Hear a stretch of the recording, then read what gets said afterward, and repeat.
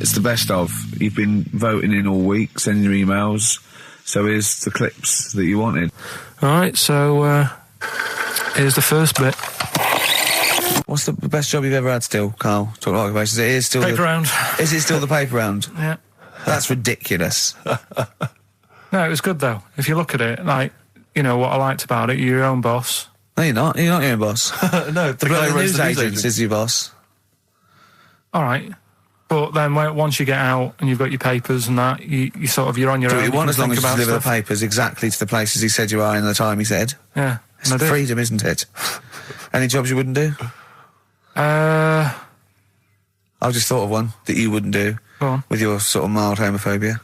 Well, I'm not. Proctologist. What's that? Basically sticking your finger at other people's arses. Right, well, no, I wouldn't do that, no.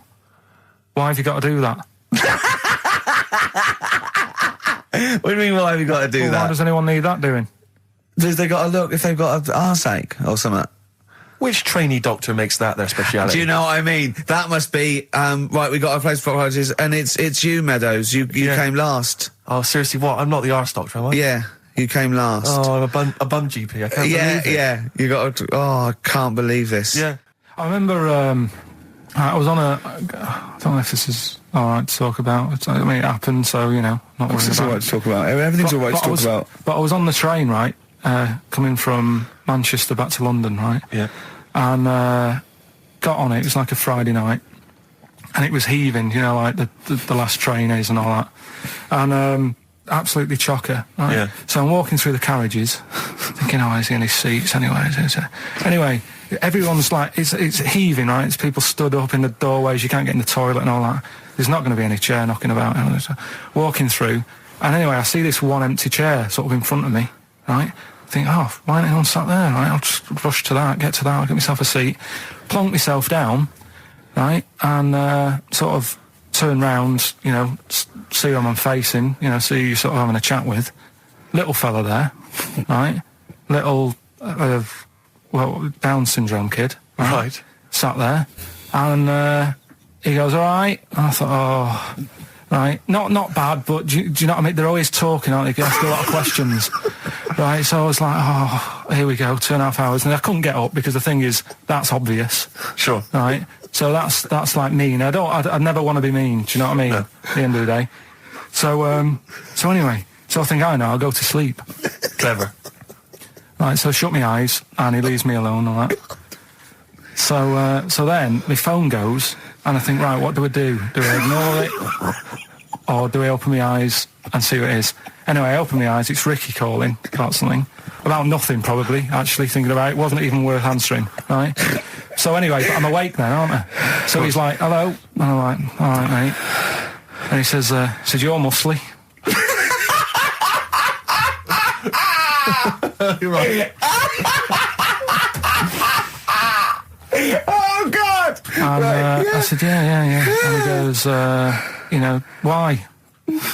So I said, no, just am. It's, again, stressing me out, because I was thinking, why am I muscly? I don't go to the gym. And, you know, I mean, I'm not muscly, I'm in good shape and that. Well. So then, he wants an arm wrestle.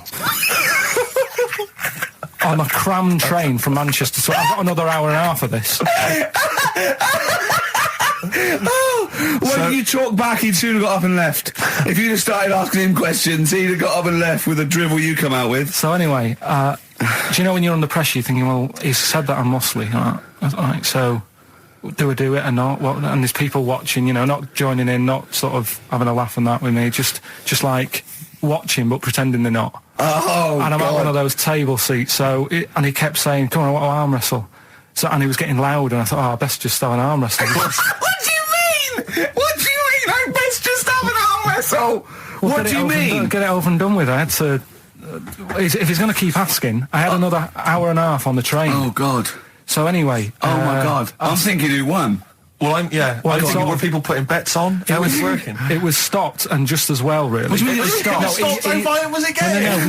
No. He was winning. I was struggling a bit, right? Yeah. And he was really, like, you know, taking my arm down, and then he sort of let go and started laughing. And I thought, thank God he let go, because I would have made, you know what I mean?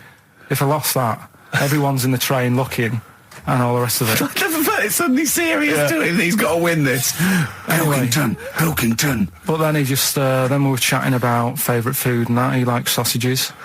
And I said, he said, do you like sausages? I said, yeah, they're all right. I like a bit of Chinese and that as well.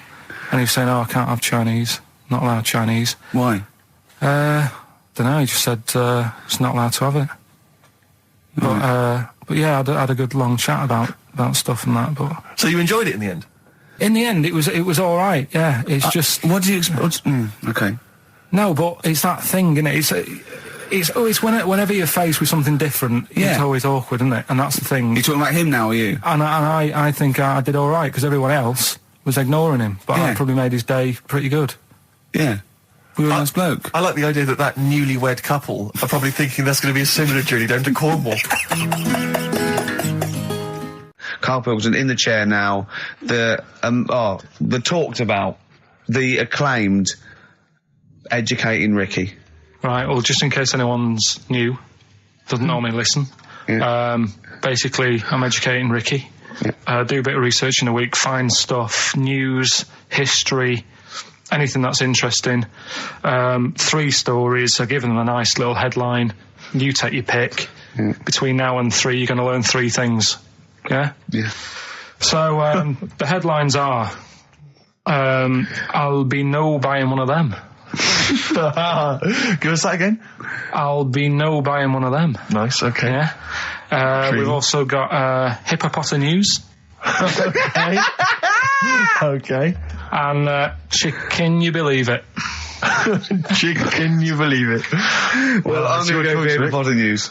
Hippo News? Hippo News. Right, well, this one, it's... I'm not going to take the credit here. I heard Christian talking about this on breakfast, right? Because it's a good story that happened. Basically, I don't know if I told you about it last week when we were having our spaghetti, but I think you did. Right, I know what it is. I know what this is. Okay, I've not heard this. Right, there's a little midget. Right, there's a circus. I'm loving it already. Circus going on somewhere. I think it was in America. Yeah. And is that present day or old times? I'm talking like in the last 3 weeks. Okay. Right, little midget. Circus, really packed out show. People are loving it. Right, Steve, you're asked the same question I did. I know. So there's a little midget jumping up and down on a trampoline. That's what circus is. Right. I pay good money to see it. So everyone's clapping, and he's getting carried away. Because he can't believe they're loving it. I didn't know they'd like a little person on a trampoline, but they love me. But you know what it's like when, if there's a crowd of people sort of encouraging you to sort of go higher and stuff. Yeah. And I'm sure he knew it was getting out of hand. But he was jumping and he was coming down, they're all going higher, and he's going really high in the air, right? So he's doing this, crowd are clapping. There's a hippo, right, just sat next to the trampoline, getting ready to come on and do his act. Oh, right, I thought he was in the audience. There's a hippo getting ready to do his act, Steve. Yeah. So he's a ventriloquist. What do you mean he's sitting by the trampoline waiting to do his act? Because why does he sit in the dressing room and they go, 5 minutes, Mr. Muss, 5 minutes, Mr. Muss. So anyway, right, so the hippo's there. He's getting annoyed, is he? Because the midget... He's going, how can I follow this? This is really annoying. They're going to be, no. So he's thinking, he's already done the trampoline, my pogo stick act is never going to work. Yeah, go on. So there's a hippo waiting. See, it's a great story, and I just know he embellishes it or it gets slightly wrong. Go on.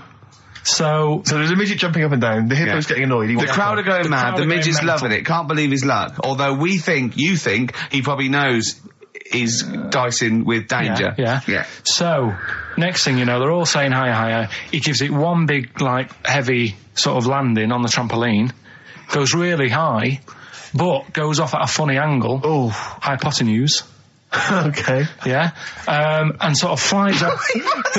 Hypotenuse! Sure. Flies off at a funny angle. Oh, dear. Hippo's there, swallows him whole. Crowd are clapping, thinking that's why the hippo was waiting there. Rubbish. Rubbish. It's not rubbish, though. But no, maybe there was an accident in a circus with a midget and a hippo, but at no point was this hippo waiting to go on, going, come on. The midget flew off at hypotenuse and landed in the hippo's mouth and was swallowed whole. This is what you embellish it. That is great. And what's I that? have to say though, Rick, when I heard midget, trampoline, hippopotamus, I was thinking accident waiting to happen. Yeah. So. Yeah, maybe. I mean, it is that you should never put those three together. Never. It's a recipe for disaster. Everyone knows that. Midget, trampoline, hippopotamus. Are you mental? You're asking for trouble. Well, you know when he told me it, he said, and the midget. He didn't mention the hippopotamus, and he said the midget went on, and soon he fell off, and the hippo ate him. And I said, sorry. What was the hippo doing there? He went, it's a circus. I've never heard of a circus having a hippo. What do hippos do? What can they do? You can't train them, can you? What do you... Aren't they, like, very deadly? They're huge, aren't they? You can't have a hippo in a circus. Are you sure? You're not thinking of Zippo? Isn't he the clown? Yeah. No, and it wasn't some sort of where Zippo was eating a midget, and it's some sort of horrible sexual act. No, it was definitely. I heard it on breakfast, right? Oh, okay, sorry. No, it's definitely fact. Yeah, okay, right, okay, good. XFM 104.9. We're not here. It is a bit like being Dennis Norden, playing some great moments from the show. I was just imagining Dennis Norden one day, sort of just like waking up out of his stupor. He's doing this, and he'd go into the producer and go, I've just seen a couple of my programmes. I just saw It'll Be Right on the Night 18. It's It is terrible. Why didn't someone tell me? Well, we didn't want to upset you because, But I've been doing it way too long. Well, you can just let me go on forever. Well, until you died, yeah. Well, why can't my son take over? Well, he's 80, Dennis. And the jokes I'm doing, they're awful.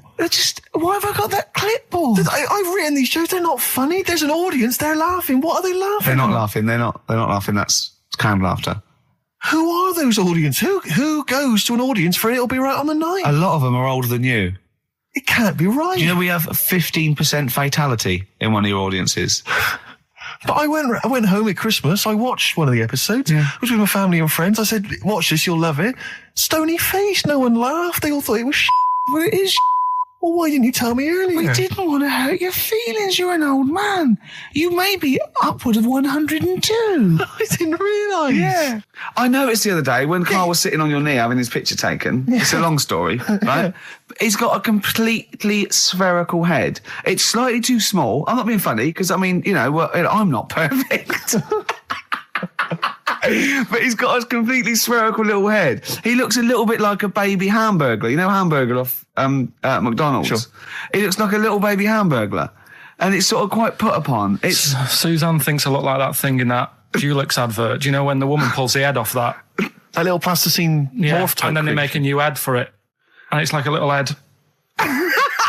Really? And that's your girlfriend saying it. I know. I'm getting excited now because we've had loads of calls and emails, not only backing me up, but going a little bit further. Apparently, Johnny Mango called in again. He's become our sort of official researcher on this show. There is evidence that Queen Victoria in Balmoral, with a young house guest, Winston Churchill, used to consume cocaine-filled lozenges.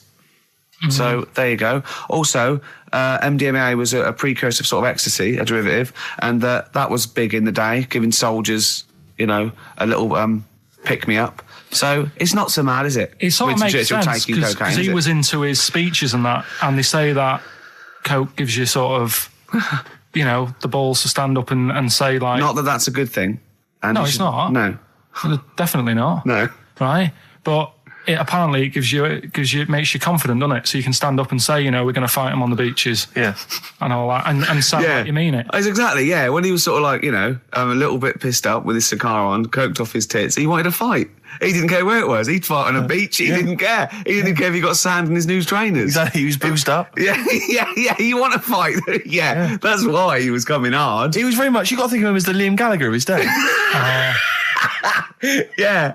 Oh, dear. Bad. Are we allowed to talk about this? I mean, I don't mean in terms of referencing drugs, but are we allowed to... Is this like libelous to Winston Churchill? One, you can't libel the dead. Yeah, but two, is a that lot only in America, maybe? I'm asking, and we're not saying, two, I think you'd probably going to do also a fair comment. Three, we say we were joking. Yeah. 4, it's a satire. Yeah. 5, we love him. 5, we're not condoning drugs in any way. 6, this is Dermot O'Leary's show. I didn't have a go at him anyway. I said he's all right. If there's any law against Rasputin, we might be in trouble. Law against Rasputin. You did willfully Rasputin. Yeah. All over the airwaves. You did slag off Russia's greatest love machine. Yeah. You didn't shoot him till he was dead, did you? Oh, put some poison into his I'll tell you wine. this, if there's any other historical questions that people want answered, then we're the men. Because really, with the three of us, our knowledge of the fact that the Hindenburg was filled with helium, the kind of coke habits and various drug habits of Britain's most famous political leader, we've got the answers to all of it. Einstein. Go on. I found out in the week that he didn't talk till he was 6. See, it's all these people who are weird. Churchill couldn't read, could he, till he was 8 or 9? Really? Yeah. So there you go. He got a D in history apparently, GCSE. Just one better. And the story, it's all sort of how he's being pushed about by his Again, wife. that's not literally. By his wife, she's wheeling him about. What do you mean? He's wheeling him about. They go to a party. Everyone sort of looks round and looks at him. What makes you think that he's in a wheelchair? What's the clues? What's the words? There's loads of little things. It's like, like I say, something about his wife walking around with me and all that. Well, of course she is. She's pushing him about. But walking around. If someone said, "Oh, she was walking around with me," I'd think they were both walking around. There's a few. But that's not. There must be another. There must be a reason why you suddenly thought that fella's in a wheelchair. Right. My wife's walking around with me. Put on your makeup, and I feel all right. No, and she's always saying, "Do you feel all right?" And that she's always asking him how he is. Yeah, but she's just listen. Let me play it, right? And try and picture the scene, right? But now I'm only thinking of a little fella in a wheelchair. Well, have a listen to it, and just everything that's been said. Okay. Understand why I'm thinking what I'm thinking. No, never. Right, you ready? Yeah. No clue yet. Yeah. He's just sat there watching, probably. No. There's no. Wait until he's done. Yeah, no clue. Okay. No, that's all right. Right, that's just a woman getting ready, and he's fine. Yeah, he's just sat there, and he's got a great pair of legs. Right, well, he's sat there in the wheelchair. No, he's not in a wheelchair. Listen. Right. Yeah. Everybody looks at him. No, her. He's saying she turns heads. Walking around with him. Yeah, walking around with me. We're both walking around. Are you all right? Yeah, nice thing to say. He's all right. Right? Yeah, he is all right, because he's got a great pair of legs. Right, he might not have any legs in that, but he's happy. He has got legs. Right. He has got legs. I don't know why you think he's in a wheelchair. There's no clue whatsoever. It seems to be based solely on, do you feel all right? Yeah. Which she's just saying that because they're together at a party. Maybe he doesn't know anyone else there. Leg. Right, just hang on. So he can't drive. Because he's drunk, probably. He's had a great time. He's been dancing. Puts him to bed. Because he's drunk. Well, is he though? He's turned out the light. His hands work. Is that it? Yeah, there's no clue. But the thing is, that's what I'm picturing. But that doesn't mean it happened. You picture people that are half man, half moth. It doesn't mean it's possible. Do you know what I mean, Karl? What you think is usually not true. Suzanne is totally right. There is no reason. I have never, ever thought that Eric Clapton was singing about a little fella in a wheelchair. And the one clue in that, there's two, isn't there? Are you all right? Well, let me say that, little cripple. Right, and I'll give her the car keys. Oh, well, why is she driving? He ain't got any legs. Pushing him around and that. No, pushing him around. So he'll do one more next week then. Good to hear that again. It's Fantastic. Waiting on a Friend by the Rolling Stones. Yeah? Go on then, Karl. On XFM 104.9, Ricky Gervais, Steve Merchant, Karl Pilkington. Go on. Right, this one. Remember Blockbusters? Uh-huh. Right, this one is good, and we'll do this one. Rockbusters. And remember how Bob Holness used to give you a letter? Yeah. And it'd give you a question, and the answer to that question is that letter. Yes. Right, well, it works like that. So if I said to you, we'll test it out on you, Steve, right? Right, welcome to the show and that. Hello. Let's play. right? And I say, right, your first one is W. Mm-hmm. And the cryptic clue, because it's done like crosswords. Okay. So not quite like Blockbusters. Well, this young man prepared for his death. And it's a W, so the answer. And it's not always going to be like our sort of music, it can be any sort of music that's out there. So the W is the name of the answer. I understand that, but is the answer always the band name, or is it? Yeah. It's always the band name, is it, or the artist? Yeah.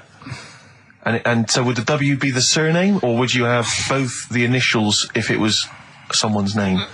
Would Elvis Presley be EP? Don't get annoyed, no. Carl. These are questions that I knew would be asked. I know because he tested it on me. So you've got to tell them. We need to know point. the rules. If it was Elvis, I'd probably do E. No. Give him the answer. Give him the Right, answer. did you hear the clue? No, give me the clue again then. So the letter is It W. is a cryptic clue. It's The clue's W. fine. Listen, but- and the go on. clue is, this young man prepared for his death. This young man prepared for his death. Yeah. This young man prepared for his death. And it's a W. And it's his first name. That's what he needs Well, to see, know. that's the Yeah, but I don't... Well, shouldn't we have the initials?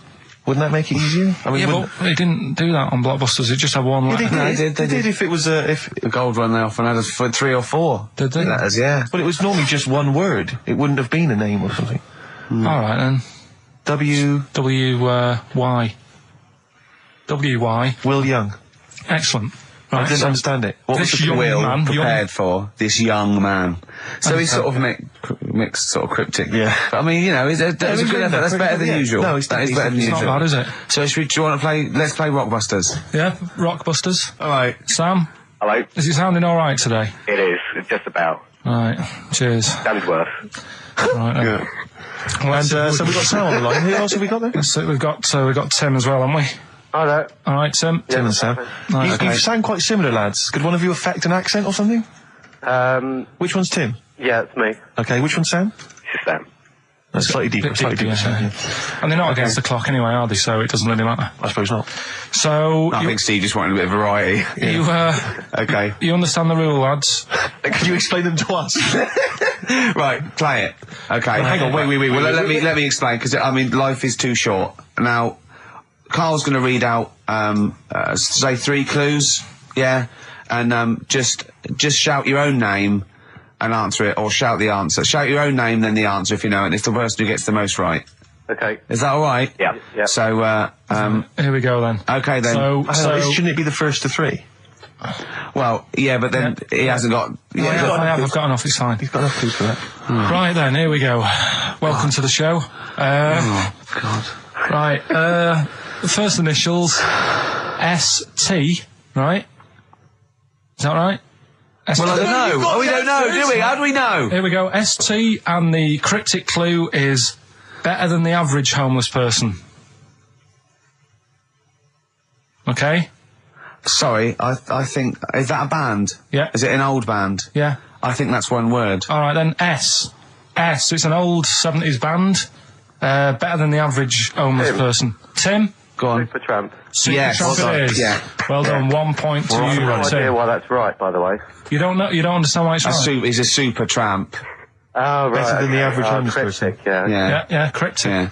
Okay, second one. Come on, Sam, you got That's actually quite good for Carl. Trust me, Tim. Take that as a good clue. Because, yeah, okay. We won't do this again. Wait, 1-0 Right, to here we Tim. go. Right. F. The letter is F. That's the next one we're moving on to. And the cryptic clue is, the little girl is hungry. What shall we do? The S or F? I've got it. F. F. Ready. Sam. Peter. Yes, 1-1. Feed her. He's pulled out of the Feed her. Yeah. Feed her. Okay. Yeah. So that's 1 each. So this is the decider, isn't it? Wait a minute, ITV are on the phone. Well, you said first to 3, so no, it's not, is it? That's what I said. Just do the 3 clues and who gets the most. Okay, well, we can do that now. So, here we go. I love this. This is rubbish. Go on. So here's the last one. The initials are AK, right? And the cryptic clue is exploding pet. Shout out your name if you know it. Last orders at the bar, please. Last orders at the bar. Exploding pet. AK. You're tuned to XFM 104.9, Karl Pilkington's quiz, Rockbusters. The format is still available. The highest bidder, please give us a call, or you can email ricky.gervais@xfm.co.uk. Is it a band or a singer? I'll give you a bit more of a clue. It's a pop band. Okay, we wouldn't. Sam. Tommy Kissam. Yes. Hey. Oh, this is amazing radio. So who was that won? That was Sam who won. So it's 2-1 to Sam. So he wins. What does he win, Karl? He wins some CDs and some videos. No, he's got obviously now, Sam, if you're ready, take the spot. You're going to do the gold run. Away you go, Karl. I haven't got any more. You're a fool. Right, stay on the line. We're giving both some presents. Play a record for. Rick, I'm going to shoot off. XFM 104.9. We're not here. This next clip is one of my favourite clips. Look, it needs no introduction. Here it is. Another holiday. Well, it wasn't holiday. It wasn't holiday. Well, it was. You had 5 days off work. Why isn't it holiday? You had 5 days not working for a living. You know how many days holiday gets a year now? 29. Oh, that's more than teachers, isn't it? It makes me sick. It makes me sick. Well, I know the kind of hours you work, Rick. It's mad. I mean, if you're not in work by midday, you're furious. No, but I mean, I'm always... 29's normal for the normal working person. Yeah, but, you know... And anyway, it wasn't a proper holiday. I went to see my mum and dad. It's nice to see them and everything, but it's not holiday, is it? Why? It's not going away. It's not getting on a plane, is it? Going away. Oh, is that definitely a holiday? What happened before 1950? I don't know. People used to go... Yeah, exactly. People used to go to Blackpool or Brighton. That was holiday. Yeah, but I didn't Where did you go? I went to Wales. There you go. Lovely holiday. Lovely holiday. Have a holiday in Wales. That's what they say, innit? Come to Wales and have a holiday. That's what they say, innit? So come to Wales and meet your parents. Come to Wales and have a lovely holiday. Right. Well, anyway, it was good and that. It's always good to see him. Right? Yeah. But week off work. Do you know? Like my mum likes gnomes and stuff. Yeah. Right. Of course she does. She's lived with one for 30 years. She said, get your dad to take us to this park where they've got 6-foot gnomes and stuff, right? Have a walk about. Sounds like a nightmare. Yeah. Sounds like a living nightmare. Keep an eye on Karl. So anyway, he stood still for 2 minutes. Someone bought him. No. You can't buy them and that. It's like a little exhibition thing, yeah. Right? And it's part of a hall, right? This big hall that you have to pay to get in. But we didn't want to see the hall. I just wanted to see the gnomes. Of course you did, yeah. So anyway, my dad says, yeah, well, we can get in there for free. Of course he did. Clever. Right? So we parked up on this little country lane, right? No one about. We How much did it go in? Like £2? About £3 each. Yeah. But he said, well, yeah, but if you don't have to pay, do you know what I mean? You enjoy it even more, don't you, when you're walking about and you're thinking, I've got this £3 in my pocket, no one's having it. Yeah. Right? No, looking over shoulder for a bloke with a peak hat saying, can I see your ticket, please? I wouldn't enjoy it more, no. Go on. Yeah, but you don't worry about it, do you? You got a bit of money now then, Rick. You've changed. So anyway, so we had to walk across about 4 fields. For £3. Right. And what happened was, we're walking through all these fields and what have you, big grass and muddy bits and all that, because it'd been raining, and climbing over fences and stuff. And we're in this field, right? And I look to my right, and there's about 30 cows all staring at us, right? And Suzanne started to panic a bit. She said, we shouldn't be here. Dad says, of course we can. We're allowed to go wherever we want. You know, all this land, it's ramblers' rights and all that stuff. Yeah. And take a cow if you want, unattended. Serves him right for leaving him in the field unattended. I'm having one. Yeah. And keep us fed for a week. Anyway, these cows start surrounding us. Surrounding us. Oh, brilliant. Oh, no. Face off. And Suzanne's panicking, going, this isn't right. We're not going to make it to the fence in time. They're moving faster than us, and they started sort of running a bit. Wow. And it's like some kind of bovine West Side Story. A gang of cows coming at you. Don't worry about it and stuff. But my dad had to sort of stand there and wave a stick at him. Of course. And we got away, but Suzanne was having a bit of a sweat on. Got away. Saying, we could have got killed. Sure. And my dad saying, nah, it never happens. And I just wondered if it does, if there's a risk of... Yeah, it is rare, but there's been a couple of cases of being trampled by cows. They're not aggressive. They sort of run through you. Well, they're aggressive if they've got a calf. They don't have kids. What? They had kids with them. Kids, yeah. That's goats you're thinking of. Yeah. Maybe they were trying to sneak into the gnome thing, and they were worried that, like, if too many people did it, like, they thought some cows, we can just sneak in. They were trying to, no one's expecting cows. And the cows were going, walk upright like you're a human. Don't walk upright. They thought you'd blow their cover. Yeah. Yeah, people have been killed by cows before. Yeah, that was like the highlight, and then... So when you arrived there, you were presumably covered in mud, looking like something that had just come from Glastonbury, staggering around this exhibition. It wasn't that bad. It was just like a woods, and it had like a funny sort of funeral, like a graveyard thing. Right. Yeah. With bodies sort of hanging out the ground and that, and we had these 6-foot gnomes. Right. And then we just set off again, walked back. But sure this wasn't a dream? No, it was good. And called up Ricky. I said, right, are you about? Have a chat and that. So he said, I'll just come round. It's a nice day. Have a drink and what have you. So I got round there at about 6:30, right? Go up to his door, knock on his door, right? He stood there with his tackle out. Oh. Yeah, what did you make of that? What was wrong with that? What do you mean, what's wrong with that? Why were you looking at it? I tried not to look at it.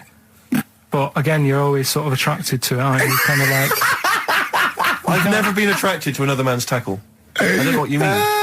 You can't help but have a little sly look. Especially when it's there. When you ring the bell, and I mean the one on the door, right? And that's hanging out. And does he dress to the left or the right? It was to the left, right? Yeah, it was left, yeah. Just popped it out of my shorts for him. Just popped him out of the shorts. Should have seen the state of him. Shorts on, no top, cigar. Looked like someone out of The Sopranos. It was a mess. Yeah.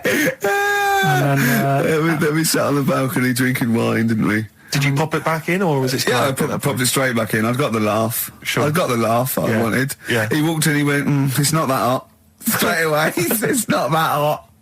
Oh, brilliant. Then, was that knob news, or is there more? No, it's got more knob news. That's just a taster. Just a taster. Listen, let's play some adverts, let's play some great music, and maybe we should have some early knob news. Early knob news coming up. XFM. Do you believe in God, Karl? Don't know, don't really worry about it. It was ages ago, wasn't it?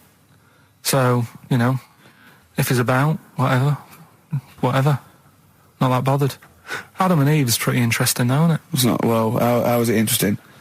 He made man out of dust. Then just because he could, he's having a laugh. Then he made her out of one of his ribs. Again, he'd like to vary it a little bit. Then they had 2 sons, which gave rise to the entire human race. What was going on there then? What would have happened if they didn't get on? That's interesting. Sometimes with pandas, they don't fancy the other one, do they? They go, well, that's my choice. One. You've brought me one panda from Lisbon Zoo, and I've got to shag that. What if I don't fancy it? What if they bring in a right slapper? Do you think what if it's the equivalent of like Love Island, whatever it's called? It was like Celebrity Love Island. Yeah, and they're going, I am not shagging that slapper. Every panda in the world has seen that dirty old mott in magazines. Why am I meant to mate with it? I've got some dignity. Are you talking about Adam there, or Panda? Was that... either is fine, I suppose. No, pandas. Do you think that Adam had any say? When God was making Eve, was he saying, can make the boobs a bit bigger, would you? And I'm a blonde guy, I'm into blondes, really. I don't know, did he have any input, or was it just... I don't know.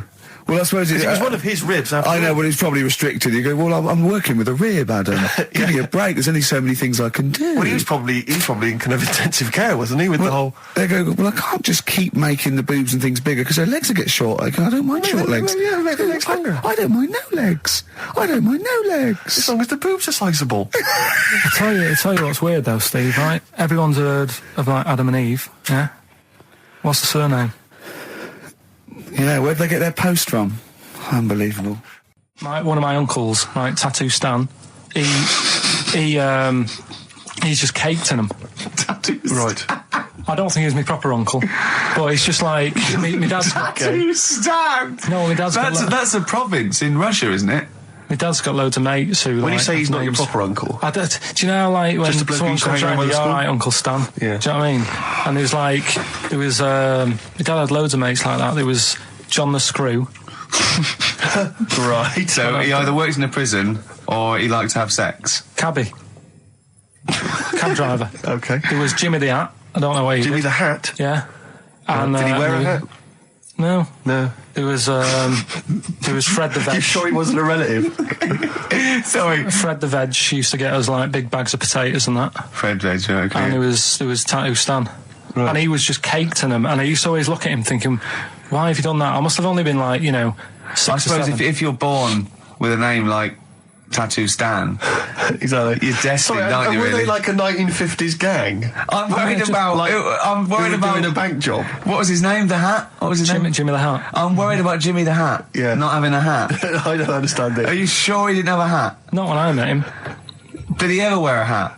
I didn't see him that much. Do you think it was a joke, like, when your mate's sort of like, 8 foot and huge, you call him Little John or Tiny? Do you think... Well, the fact that he never wore Yeah, a they hat. went, hold on, I've noticed something about Jim. Go on. No hat. And I go, oh, true, let's call him Jim the Hat. Jimmy the Hat, yeah. But me Uncle Stan, he had like loads of them. He did them himself. Oh dear. And it was always that thing. God. What was it things like? He had like the cross. cut here, Cut one here, on made the in neck. Britain. And if you're going to do them yourself, I'd say at least make sure you're sort of a good drawer. Yeah. And don't do it in the mirror so it comes out backwards. Well, that was the other thing. But like, I remember he did. Names are all right. He had like all his kids' names down his arm. And, what are they called? Yeah. oh, God, it's Tattoo Stan Jr. Yeah. and Paul shits the bed. I'm trying to. Oh, Wabbai Kate. yeah. But he had. Frankie never amounts to anything. Oh, God. So he had like. Johnny, I don't think he's mine. So he did all this. I don't even know why I'm telling you about tattoos. No, nor do I, Carl. 50 Cent in the club on XFM 104.9. We're playing our favourite singles of the year. Yep. And we're looking back over some of our favourite clips of the year. Embrace. Glorious Day on XFM 104.9. Rick, there may be listeners tuning in thinking they've got something better to do, for instance, switching off the radio and just staring blankly at the wall for the next half an hour. But no, because what they're going to miss is our grand finale Oh, yeah. to this, which is, of course... Sponsored by Lindauer's, the sparkling wine solution to a hot summer's day. Yeah. That we're going to be firing a cork. Did you just make that up? Yeah. Pretty good. Please, yeah. Good. They're going to be firing a cork at Karl's head just for the sound. I just think it's... Huh? It's not happening. Yes, it is. You said... No, we've said it is now. We've promised it to the listeners. Yeah, come on. I'm not happy with it. Why? Because the pain. Well, I've never had it done, so I don't know how painful it is. Well, all the more reason to do it then. Yeah, we've got to try it out, haven't you? You're perfect. It's like a little cowbell or wood block. That's what I'm hoping for. Yeah. I'm hoping for pop. And I'm going to film it for my website. Brilliant. So go to that this week, rickygervais.com, and see Karl Pilkington getting hit. A high-powered cork coming out of Lindauer sparkling wine. Lindauer sparkling wine. And of course, if you want to send us anything in, and perhaps next week that you feel we could actually that'd be great. Sponsor us to do. This is like Karl. interactive because a lot of people plan the show. Like Dr. Fox plans his show. We sort of come up, we riff on the. That's a great idea. Send stuff in that we could harm Karl with. Yeah, we try to hit him. Harm Karl. We do a jingle. Harm Karl. I've always wanted one of those George Foreman grills. I've always wanted one of them. I know, but that's too much, isn't it? We could. What if we just pressed his head inside it? We'd have to put it on. Put it on. See, yeah. Just squeeze his head inside it. I've got to do that thing with a tea towel one day. You know that thing I did with a tea towel? You put a tea towel around his head, right, tie it. I put a wooden spoon in, and you only have to turn it like a couple of inches, and it kills you, doesn't it? Yeah. It really is, yeah. So we'll be firing a cork at Karl's head. I'll be filming it for the website. So that's coming up brilliant. about 10 to 3. Look forward to that. Yeah. Do you know what? I'm loving this. This is my. Just being in a room with him. I just can't. I want to squeeze his head. XFM 104.9 playing Green Day. The studio's falling apart. I know, his microphone broke. I'll be honest with you, Rick, I don't know why Lindauer's, the sparkling wine, want to be associated with this shambles of a show. It is falling apart. This is awful, this studio. It's got to be fixed. Right now, Karl, come round here. It's the time where I'm going to let a cork off. Do you want to film this, Steve? For Yeah, the website? That'll be available on the website next week, rickygervais.com. So see Karl getting hit One bloke suggested we leave the metal cap on because it's get a better pitch, but we take the... He's straight... It's dead Hang on, let's get the camera ready. Get the camera ready. Ready? So if you just joined us, we are using some Lindauer's sparkling wine to basically, what can I say really, fire a cork at Karl's round ready? head. Ready? Hang on a sec, let me just put the headphones on. All right, film this then. Okay. It's in position, look. Just firing up. Okay, Karl, come on there so we can see your head a little bit. We want to get the noise, the microphone there. Right, ready? Hold on. Good. So you're just doing it. Hold on. Now, it's in position. What if it... Oh. Ready? Yeah. Oh, God, it... Oh, no!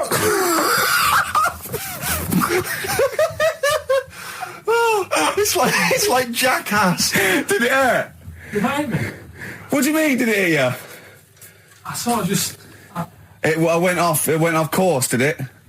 Just glanced, did it? Right, Lindauer, you're going to send us 8 more bottles, please. Yeah, so we're going to get this right. Wait, what were you thinking during the quiz then, when the questions were coming out? What were you thinking of? Well, what it was, right, just before the quiz started, I had to go to the toilet, right, because the rule is, right, people who don't go to it, once it starts, phones off, no more toilet. They take it dead serious, don't they, right? Yeah. So, I went to the toilet. Now, I'm not being out of order here, it just got me thinking, right? I went to the toilet, the gay fella in there, right? There was a gay fella in there. Gay fella in the toilet. Now, How could you tell? How did you know? just typical, everything about it, right? Everything about it, right, yeah. Oh. What, large handlebar moustache, leather cap. Butt plugs, amyl nitrate. Could I just say that these views do not reflect the views of the management of XFM or me and Steve. Or most of the people in this country. Go on, Karl. What's your problem? Yeah, but this is what I'm worried about, really. But this is why I only got Danny Minogue right. Right? Because this was floating around my mind. Went She's to the a big toilet. gay icon, now, isn't she? going to the toilet, they have like men's cubicle and they have women's cubicle. Yeah. Now, without sounding out of order, is it wrong for me to think gay men should have their own little cubicle? Go in. They should have their own... Well, not cubicle, you mean an actual toilet, I suppose. When I was at the urinal, Yeah. normally, there's a fella there and then you go, all right. And there's no pressure. But I couldn't go. I was thinking, should I wait? If I go into the toilet, it'll look obvious. Yeah. I had loads of pressure and But this was what were going you on. worried So about? sorry. What were you concerned about? Viewers? I'm so Well, sorry. it's like, right, listen, when I was a kid, right, and it's all right for you to go into women's toilets when you're a kid, it's like, oh, it's a bit cute, right, as long as you're not, like, over 15 or something, right? Right. But when I was a kid, I went into a toilet, and women, when they use their little cubicles, they don't shut the door. Some of them just sit down on the toilet, Yeah. right, and you see everything. And, no, seriously, that's probably one of the first times I saw, like, a woman. Yeah. That, right, and my Auntie Nora when she was staying over. What happened with your Auntie Nora? She was, she's into wearing caftans. Into wearing what? Caftans. Oh, yeah. What are caftans? Big, bellowy sort of dresses. Right. And, yeah, I used to sit on the floor at home in front of the telly. Sure. She was on the chair behind. Yeah. She did a bit of a sort of a Sharon Stone scene. Oh, God. Yeah. Did you see it? There was no underwear. No. What age were you? What was it like? What age were It you? was like a ripped tennis ball. So. What? Right, we're off air. Either that or put us in for the Sonys. Okay, what's the next one? What's the educating Well, Ricky? I don't know. See, like I say, I was looking around and there's stuff that is interesting. Right, I was looking on the web. But there's no point. Well, it's just that I found one about What's the point? about a lad who 8 years old, Yeah. but he's still breastfed. Now, I don't know if you can get anything out of that. Is that what his mum said?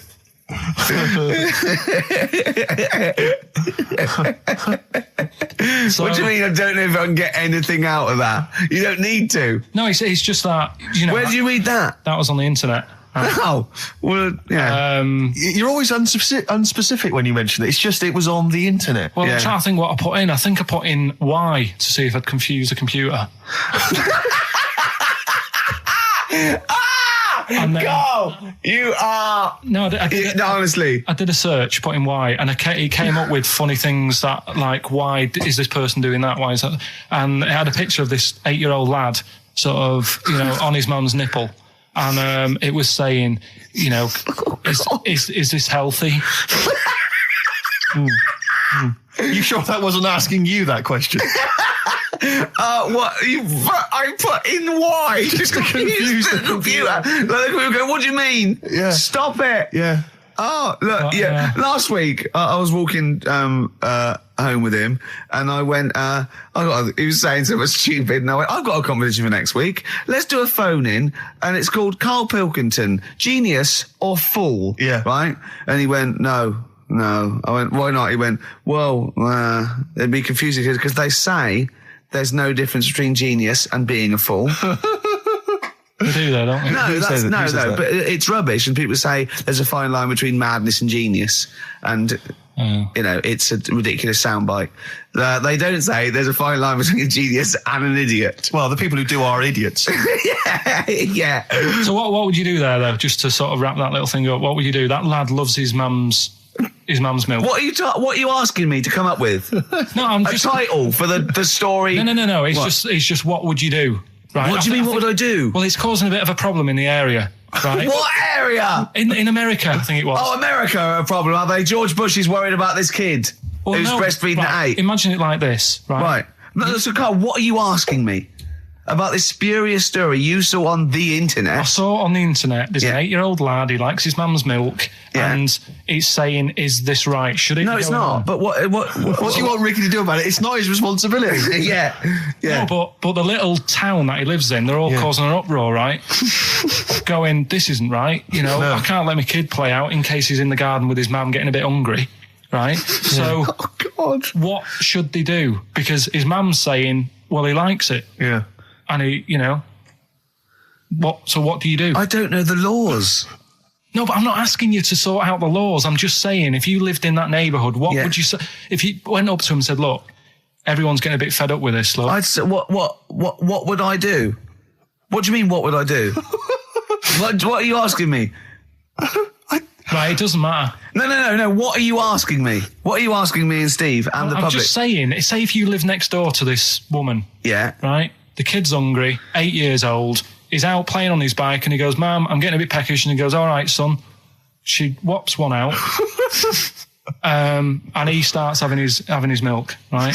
You live next door, you're putting your washing out and you see this going on. You're getting a bit sick of it because it's gone on for months. 8 years, I assume. Why is it your business? Why are you such a nosy neighbour that you're concerned? What would you do, Carl? Let's turn it back on him. Yeah. What would you do? What's your solution? What would you do? Well, I thought I'd say, right, why are you doing this? And she'd say, because he likes it. And I go, all right then, put it in a bowl first.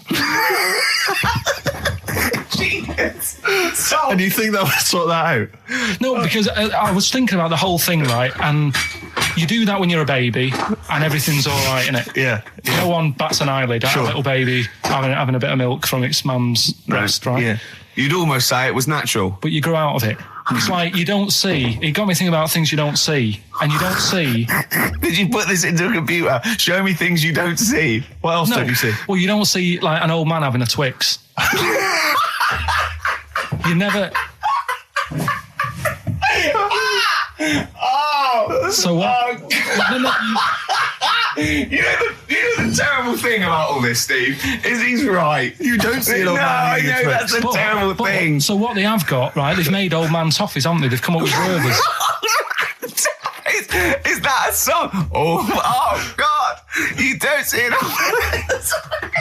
So they've got their Werther's, right? Yeah. So, look at him. You think he's giving a lecture at Oxford? It's not going anywhere. No, go on, sorry. Go on. I'm just saying... Right. You grow out of things. Yeah. And the old man, I'm sure when he was a kid, he'd have a Twix. Yeah. Now it doesn't look right, so he's having... It doesn't look right. So original. Right. I don't think Werther's Originals were specially designed for old people. I think they were sweets that just happened to have been made for years. That's why old people eat them. Yeah. They didn't go, hang on, there's a market here. I've noticed old people aren't eating Twixes. Quick, let's make some old man sweets. But the little advert, he gives it to his grandson as well, doesn't he? He goes, I have a Werther's Original. Oh, I think it cuts, though, before he throws it back in his face and goes, get me a Twix. If you want to send a necklace in for Suzanne, that'd be handy. Oh, yeah. That's what she wants. Is Suzanne listening today? No, she's out. Right, okay, this is the dilemma. Me and Steve, yesterday, were trying to convince Karl that it would be a good idea to buy Suzanne a Christmas present. Okay? Now, why aren't you going to buy her a Christmas present? Explain, Karl, why you don't think you should buy her a Christmas present. No, I've told her I'll get her one, but in the new year. We're going away on holiday and that, so there's no point taking stuff away. Yeah. Going to Lanzarote next week. Just get something in the sales after Christmas for the, Yeah. Right. Me and Steve were trying to explain to Karl that she would love it if you bought her something on Christmas Day. Yeah, but she knows now. But Knows what? I've told her. So No, she's well, I'm going to getting tell you, right, this, dear listener, this was Karl's worry.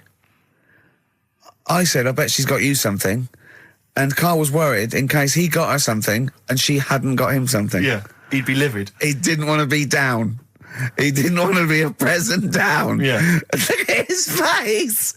So buy her a nice necklace. Don't spend, just spend £100, you know, just a little token. We're going away. We're going taking her away on holiday. You're not taking her away, are you? What, you're paying for it, are you? Yeah. Are you really? Well, half and half and that. Right. So you're paying for you to go on holiday? That's good of you. So the gift is your company, really? She's done all right. She's done all right. Why do you talk like you're 60 years old? And you've been working down the mines? I don't know, she's done all right. Do you go over to her and say, Suzanne, you're bloody lucky? I mean... You've fallen on your feet. To Look be who fair, you've Rick, got. What? I'm not sure she has done all right. I don't want to be critical, but... Oh, dear. So what are you going to get in the sales? What are you going to get her? Yeah, it depends. I'm thinking... I mean, I'll give her the choice. You can have Kingsley and old Bob Marley. Right, I'll let her decide there. Oh, dear. I can't wait to see you. Where are you going, Lanzarote? Yeah. Where's that? Don't know. Suzanne sorted it out. I said, Lanzarote. I said, is that Africa or is it Spain or Portugal? Just thought you don't know. I went, what do you mean don't know? I goes, well, what's the currency? I went, don't know. I said, Suzanne booked this one, did she? Yeah. I thought, where is it? Is Lanzarote African or Foreign. Somewhere Somewhere foreign. I was looking last night, and doesn't look that good. There was like one of the highlights of the things it says you've got to do is go and have. Apparently, they've got restaurants in caves, and that's like one of the things they say you must do. So, if that's a highlight, do you know what I mean? Right. So I'll do that. Go and see what that's like. Yeah. When you're on the beach, Karl, do you wear the very, very tight Speedos? No. Do you walk around with them? Sort of longish shorts, t-shirt on, probably with a sort of a light shirt on top of that. Right, sure. So quite wrapped up then. Covered up. Do you wear a hat? Because obviously the bald head, there's risk of sunburn. No, I just put a bit of lotion on it. Lotion on there. Yeah. Just have a bit of a wander down the beach, have a look. Yeah. See if there's any old blokes with their tackle out and a backpack. A lot to look forward to, so Yeah. well, there you go. Yeah. Well, we're looking forward to finding out how you get on. Yeah, I'll let you And know. interested to know what she gives you on Christmas Day. Probably get More anything. scintillating chat after this next song. All right, bit of placebo. Yeah, love it. Special needs. Placebo, special needs on XFM 104.9. Email in where Lanzarote is. I don't know if it's Italy or Spain or Europe or maybe Africa. You know, these are the sort of things, these are the reasons I come into it, to at least learn something, innit, Karl? We've stopped educating Ricky, so I've stopped learning, you know. Apparently Lanzarote is one of the Canary Islands. Oh, is it? Although we've also been told it's part of Spain. Right, I don't know yeah. who to believe. I don't know who to believe either. That puts me back, because I knew it was either one of them. Yeah. Yeah, I just, What about it? Pilot knows, doesn't he? Pilot knows where he's going. I thought so, yeah. Doesn't matter then. Right, we're playing J-Hawks. Let's play it. Yeah. Love it. Got bored with that conversation, did you? Long and winding road. I love that, but I don't like the way McCartney sings here. There's just one, he goes, you leave me waiting here. Well, he's always got that slightly affected. But it sounds style, like doesn't it? Richard Burton or something, here. Yeah. But it's only one that does it, but I don't know why. I just think he likes it or wants to go back and change it. Maybe it's like... But having said that, you know, I'm not taking away from the Beatles, one of the best bands ever. Well, yeah, good luck to Brilliant songwriters. Oh, they do well. Yeah. We've had a lot of emails, Carl. I don't want to sort of put a dampener on your Christmas, but a lot of people have been slagging off Lanzarote. One of them just said, well, one of them, I don't know if I can find It is Canaria, isn't it? It's it is one of the Canaries, isn't it? It's a volcanic island covered in volcanic dust. It's very windy, so you have to dig a hole to sit in on the beach, and there's hardly anything to do. That's from Mike Godham, and he says, unless you like quad biking, well, you know, you've seen what happened to No, Ozzy don't Osbourne go this week, quad so don't do biking. that. Not with your little head. There's no protection at all, is there? I don't know what you're thinking. I don't know. At least Rick Mann and Ozzy had lots of hair. Yours would be like Humpty Dumpty. It would crack like a little egg. And then we'd seen, there's no kings or kings horses. So, Yeah, well, they couldn't do the job anyway. No, we shouldn't really send them. They're not really qualified. Horses not equipped to put back Send an a egg medical man. like Neil Fox in Yes. to mend But not eggs. some kind of military horse. I bet he's had the egg on his face a few times, hasn't he? What, Foxy? Yeah. Well, most of the series are Pop Idol. Right, Carl. Lanzarote, good or bad? Well, you got to give it a go, haven't you? Yeah, well done. Give everywhere a go. Exactly. That's what I was saying. You know, don't just take the word for it. I mean, if it had said Nananova, Lanzarote shit, he'd have believed it. Sure. You know, if he'd have overheard it in a pub, Yeah. Lanzarote a crap, he'd have believed it. He'd have seen it on a website that was mainly concerned with monkeys and witches, he'd have believed it. Yeah.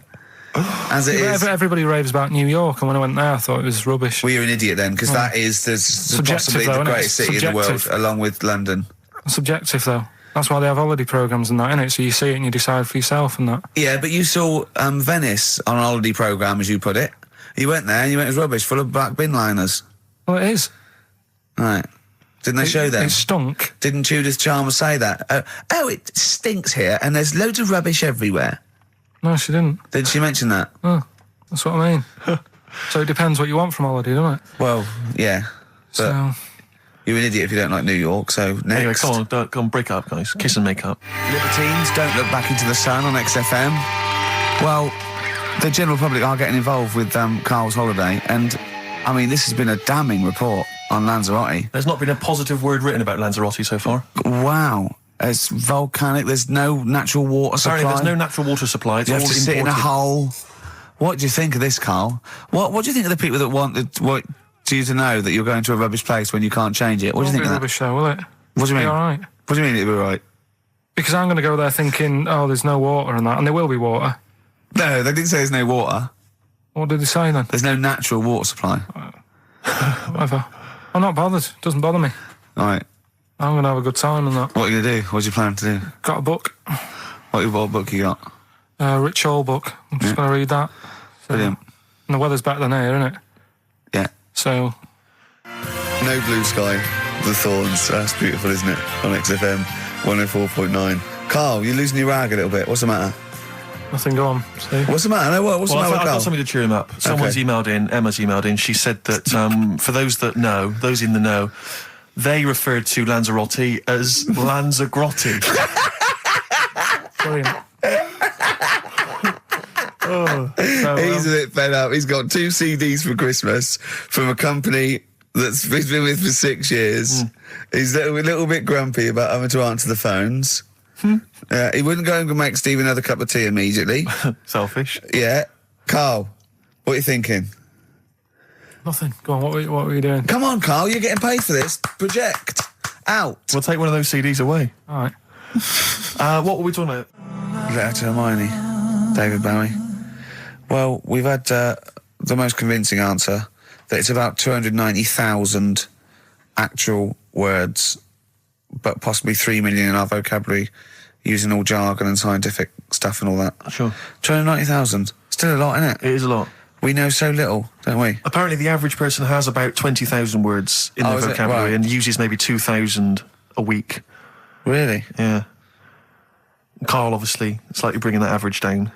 Carl, what do you think of that? Single figures. Doesn't matter, get by. Why have you got to use longer words messing about and that? Told you. That word about old, anti-Dipuian or something. Just say old. That's a bit old, isn't it? That's a bit anti-Ian and that. What's the point? Yeah. Get to the point. Sure. Busy.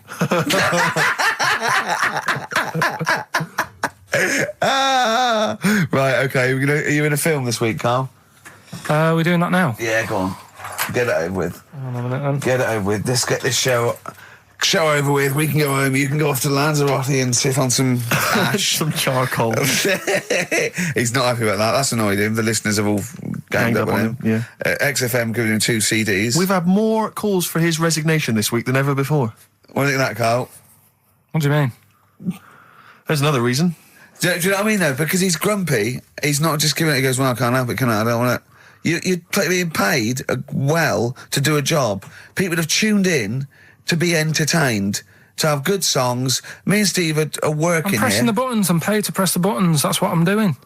Has every CD started on time? Then Yeah. why would they give you Monday off if you just paid to press the buttons? Don't get every other Monday off, do I? So have you stopped doing that now, have you? Well, yeah. Why? Because there's work to do in that. I'm not moaning about it. Let's get on with it. Comfort and Sound by Feeder on XFM 104.9. I'm Ricky Gervais. With me, Stephen Merchant. Hello there. But no Karl Pilkington. No Karl. He's in Lanzarote. Lanzarote, But as we we have speak. got a very, very special stand-in. It's Camfield. Carry on from British Sea Power on XFM 104.9. Not bad at all. Now, listen, we should just point out to people that Karl's away, and we always slag him off because he provides very little. But And he's an idiot. well, exactly, to be fair. But he's obviously off in Lanzarote, and he's forgotten to tell us what the password is for our email, Rick. Idiot. So we can't get into the email. So we're going to have to use Ian's email instead. ian.camfield@xfm.co.uk if you want to get in touch. You're never going to have so many emails, Ian. Really? Yeah, Is that right? you're going to be looking at them all week. It's going to be brilliant for you. You're going to feel really popular. You know what? He described Karl as a bald little mank twat. Nice. Karl was going, brilliant. Is that allowed? Is that all right? Yeah. Bless him. Bald little mank twat is back on the 3rd, isn't he? Well, if there's one thing that magazine's What good was at, he it's suggesting? You accuracy. can't be regionalist. What? Was he suggesting you can't be regionalist? Was that allowed? No, I just think it's a familiarity of, it's just because we call him a bald little mank twat, that a national magazine can say that. Oh, bless his little round head. Wonder what he's doing now. He's sitting in the ash, reading his, reading his Rich Hall book. Yeah, he spent a week when he went to, where was it, St. Lucia? He spent a week, right, throwing sand at crabs. Yeah. I don't think they've even got crabs, have they, over there? No, I don't know nothing. what he's going to do. What is he going to do? Suzanne, what is she going to He's do? going to be whinging. But it's sort of like, Karl must be like, kid, you must like sit him in front of a video while you go and make the dinner or something. Yeah. It must be a nightmare taking a pet. Has she got a little harness for him? To be fair, though, Rick, I mean, I can't imagine you're much better on holiday. I've always wondered what that must be like. Because you always need an audience. You've always got to have someone around that you can perform for, drop your trousers for. Annoy, just generally sing and dance about. And Jane's seen it all. She's bored of you. So what, do you just do this to other people on the beach? Holidaymakers, it is me. You can't believe your luck, Ricky Gervais.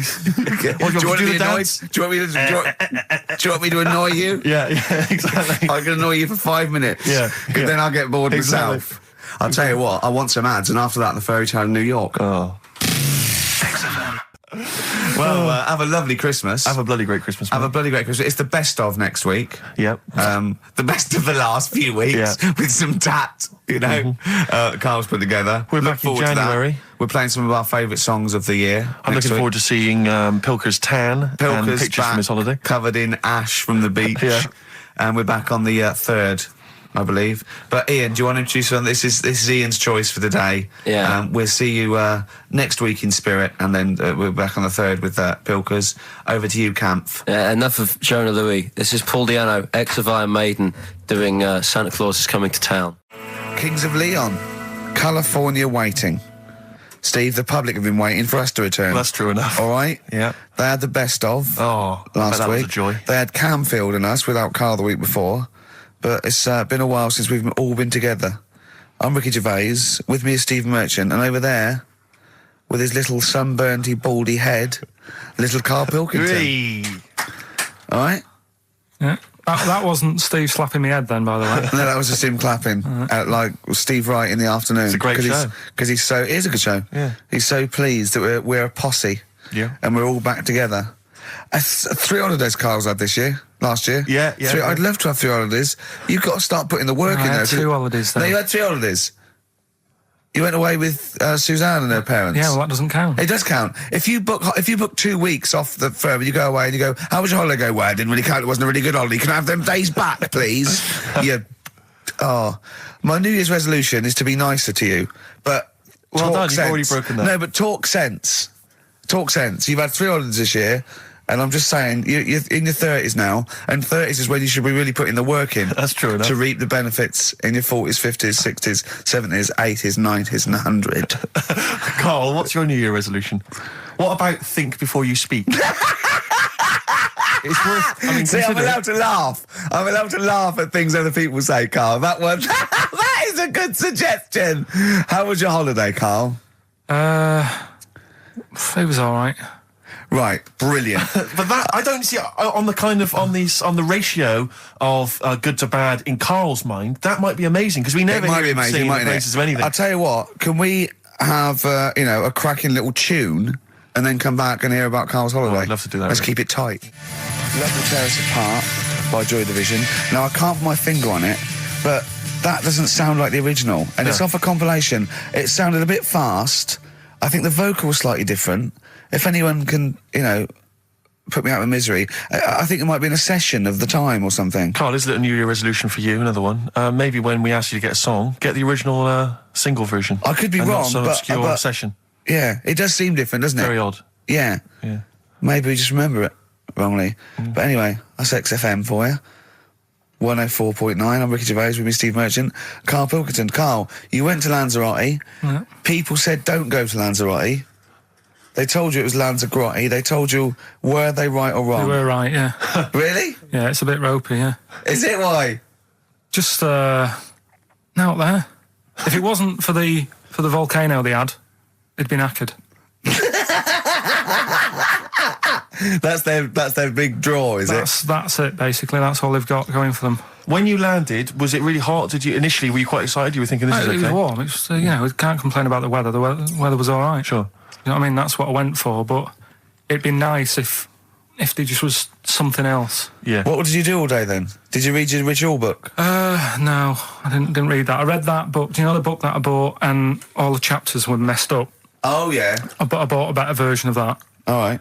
and I read that, Excellent. and then, Did it make more sense in order?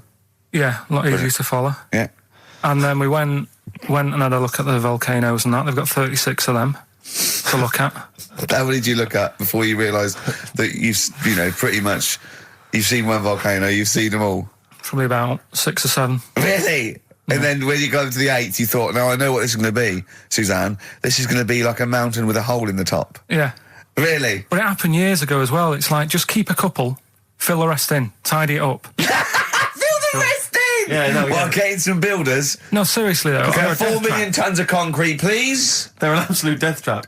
Yeah, what? Yeah. What do you mean fill them in? Do you know what a volcano is? It's just a hole, isn't it? That's happened. Well, it's more than the happened back hole. It's in- more a portal to the magma in the centre of the earth. Back in 1730 it happened, and they still haven't sorted it out. Well, when you say it happened, volcanoes were made a lot longer ago than 1730. No, but the one that did Lanzarote in. Right. Sort it out. What would you suggest? How tidy can they up. fill it in? It's joined. It's all joined. No, but what I'm And saying is, it was the a- big it was- plates of the earth are all joined. It All was the a magma's disaster, wasn't it? joined. With the trade centre thing, that happened. They cleaned it up, sorted it out, they've moved on. That's what I'm saying. Whereas Lanzarote have just gone, leave it. It happened back in 1730. You misunderstand me. How, in the name of God, can you fill in a volcano? You ignorant twit. No, but it's not just the holes. They've actually left the lava everywhere. That's what I mean. It's not just the big holes. There's lava everywhere. But it's molten rock. They can't just pick it up like they're like a carpet. Put it in the holes. The holes are there ready. Just push it all in. That's what I'm saying. What exactly is there then? Is it just a kind of moon-like kind of surround with just kind of dust and rock? That's exactly what you see. I was there when the Mars thing went wrong. Yeah. I would have just sent a camera crew there, filmed a bit of that, right, and say, "Here we are. This is it." Ignore the little coffee shop in the background. Right? This is Mars, because that's what it's like. Just loads of dust, Yeah. Holes everywhere. Side it up. Little round-headed aliens complaining. It's Whinging. just like Mars. Yeah. So is there what's the best bit about the holiday? Come on, pretend you're Judith Chalmers. I have been doing. I would have done all. I would have said that. Don't bother. Right. I mean, the hotel was good. Yeah? That was all right. What was that like? It's all right. Just, clean. That's all you want, isn't it? See, that's not quite what Judith Chalmers does. She doesn't go, what's the hotel like? All right, yeah, clean, innit? All right. What was it like? What was it? 3-star, 4-star? Did that have a swimming pool? What was the room like? I had a swimming pool and that. Yeah. Yeah, it's good. I think it was one of the better ones on the island. Okay. Nightlife? Wasn't really. And there was a bar. There was some bands playing. Yeah. Not very good. Food got a bit boring. Yeah. It was always the same food every night, but they sort of themed it and made out as if it was different. So, like, on Mexican night, it'd be chicken with a nacho on it. Right. And Chinese night, sort of chicken with a little prawn cracker on it and stuff. Sure. But that got a bit boring. That's me just turning on my phone because I want to read to you a text that I got from Karl. I think you sort of sum up the holiday in this text, don't you? Do you remember it? I can't remember. Let's have a look. Let's have a little look. Instantly, what did Suzanne, your girlfriend, make of it? Similar view to you, that they should fill in the holes? Yeah, it's just that thing. You see, I went on a coach trip, right? And you go and see the volcanoes. Like I say, there's 36 of them. Yeah. Which, how many do you need? And when we're on the coach going round all these volcanoes, the fella on the front's going and look out your left window at the moment, and there's a volcano. And if you quickly look out at the right-hand side there, there's another one. Right. And on the left, it's just like, all right, we've seen it. Sure. Do you know what I mean? Yeah. And that trip, we'll talk about that trip in a bit. Right, this is the text I got from Karl, right? All right. Been up to a volcano. Been in some dead artist's house who built his house in the lava. They said they would show me science with volcanoes, but all they did was chuck some water in a hole and it shot up in the air. No dwarves in the canteen, no scousers here, but there is a Swede woman with a big head. She looks effing gormless with a cap on. All right? So a little reference there to... A Swede woman? What's that mean? Do you mean Swedish? Yeah. Or she looked like a vegetable? No, the Swedish woman. But they've all got sort of quite big bill, aren't they? And I sent him a text. Oh, well, it's just good to be on holiday because, I'm working. He sent back, so am I. Just been watching Sky News. There is a school for monkeys who want to get a band together. Is that monkey news for later?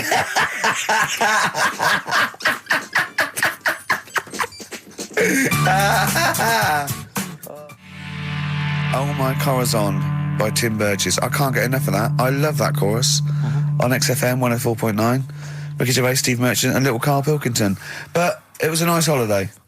Yeah, it's all right. It's just, I went there to relax and that. Exactly. Did a little bit of that. Trying to think of some new, features and stuff. Sure, always working. 3 holidays a year, Jesus. Oh, well, not really 3 March. It's all one big sort of like work thing to me and Steve. 2 holidays, isn't it? Work hard, you need the holidays. So, yeah, the things that annoyed me was like, you get bored sat around the pool after a couple of days. I'd read my book. Yeah. There wasn't much going on the... Not even any crabs to throw sand at, was there? No crabs or anything. They wouldn't bother with Lanzarote, right? So, decided to go on a little trip. That's when I saw the volcanoes and that, 36 of them. So, we go on the trip, and the thing that annoys me, it does happen every holiday that you go on. If you go on a sort of a package thing, they have these trips, right? And you pay about 40-odd quid, and they give you some wine, so it make it feel like you're getting your money's worth. But how many of these trips have you been on then? Loads. Probably about 12. More holidays than I've had. Go on.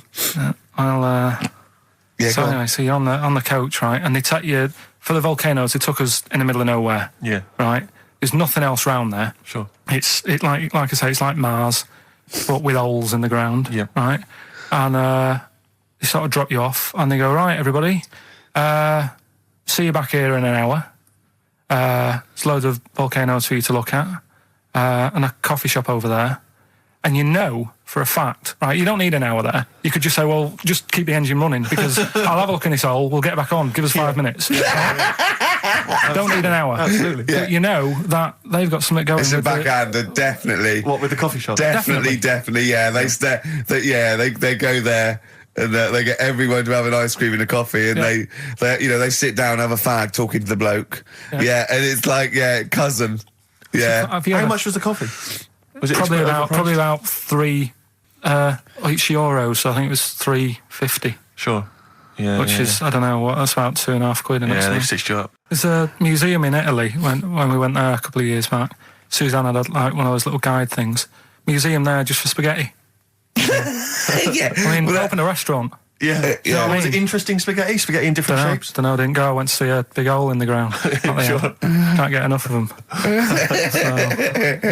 Well, but out of 10 then, what would you give it out of 10? All in all, food, location, Right. relaxation, enjoyment. Yeah, that's 6. Okay, brilliant. 6, yeah. Next week, where are you going next week? You're not on holiday next week? Going Cool. away with Suzanne's mum and dad again. 5 holidays. Been roped Play a into record. that. You've got to put some work in. You're in your 30s now. You've got to knuckle down. It's that thing, though, innit, of looking at her mum. There's a lot of truth in that, isn't there, that you shouldn't really meet up with your girlfriend's sort of parents and that. Sure. Because you just sort of get a little taster of what's to come and what have you. Then what's to come with yours? It's a good job I didn't meet her early on. No. You're going to be in such trouble! No, they don't listen. It's all right. Really? Well, Suzanne does, doesn't she? She'll probably be out. Really? But she knows. She's got some sense. Yeah, when you get back. Yeah. You went on holiday with them, didn't you? Yeah, we've been on since then, haven't we? I don't think so. Yeah, I went on holiday last week, been away, but that was just me and Suzanne. Talk about that later. Yeah, okay. Well, That's coming up.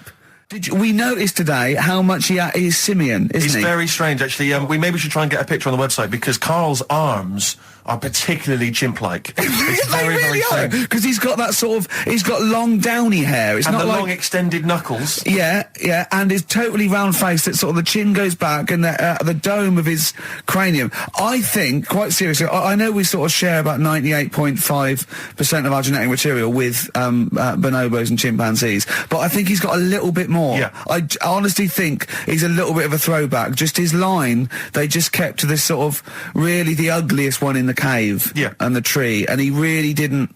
He didn't come out of it. I'm not saying you are, I don't think you'd... Well, you are. Yeah, you're chimp-like. No, it does annoy me. My hair annoys me on my body and that. Because I've got like hair on my little toes and that. Have you? And on the legs. Would you see your little toes? Can you pick things up with them? No, tried. Okay. Well, that's the finale of this week's show. We're going to see if he can play a record and put the fader up From a tyre, while swinging in a tyre. Just using his hairy toes. Yeah. I've sort of got hair all the way, but then it just runs out where it should be. On the top of your head. Top of my head. It's And just- is this part of the reason why you're always uncomfortable about, being nude or around naked people? Is that partly the reason, do you think, because you look so grotesque? Well, when I'm on holiday, I don't really like wandering about without a top on unless, like, it's a quiet beach or whatever. Sure. So what would you normally wear? Need. Shirt I just and have tie? like a nice sort of light, summery, sort of linen shirt, maybe, just a few top buttons open. Yeah. But I don't like... The naked body isn't that nice anyway, is it? You know what I mean? Whatever it is, if you're a cat and you're shaved, you don't look that nice. You know what I mean? But with I think you'll find a cat is naked even with its fur on. Cats don't wear clothes. No, but what I mean is a bald cat isn't that good. You know it does me head in that I'm bald. I'm not, I wish if I could have hair, it would be nice, but that's life. Would you isn't it? prefer animals to wear clothes like Mickey Mouse does? Or Goofy? You know that I don't like nudist and all that. We'd love to. You can ask him all the other questions because Karl, as I said last week, he doesn't feel his own testicles because he doesn't like the feel. Yeah. So I'd like a doctor to explain to him how necessary that is. And this is truthful as well. I've got very slight pain around the genital area at the moment, and I think it might be some kind of groin strain, but I'm a little bit anxious, not entirely sure Yeah, what it is. you've been with me twice when I've gone along to get them checked. Yeah. And I go, oh, what's that? Yeah.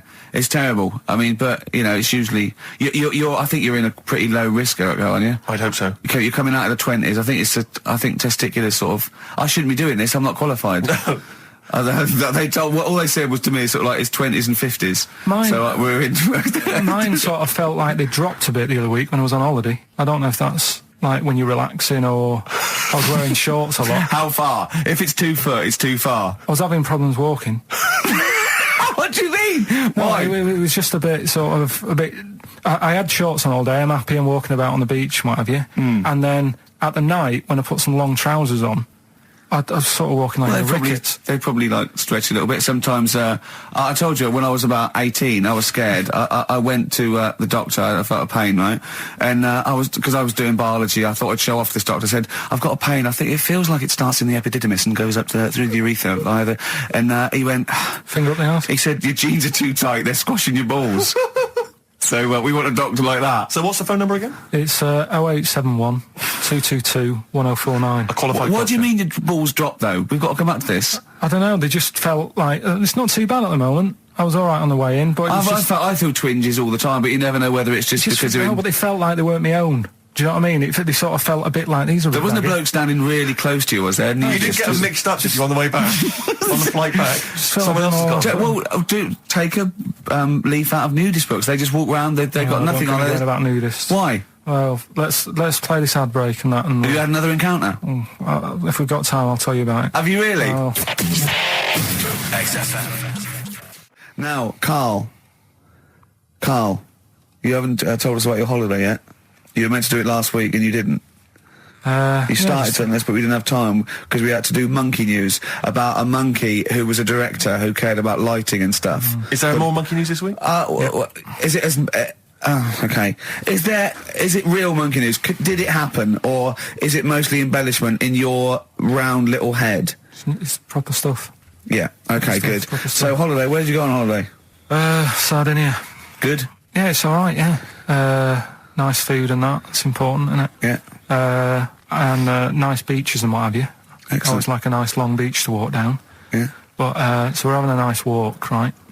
You know how nudists do me head in. Sure. Right.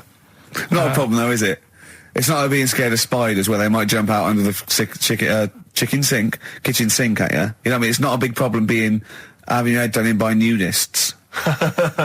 Yeah, but it just annoys me. It sort of ruins the day a little bit because it makes me feel uncomfortable. Right. Take your clothes off if you feel uncomfortable.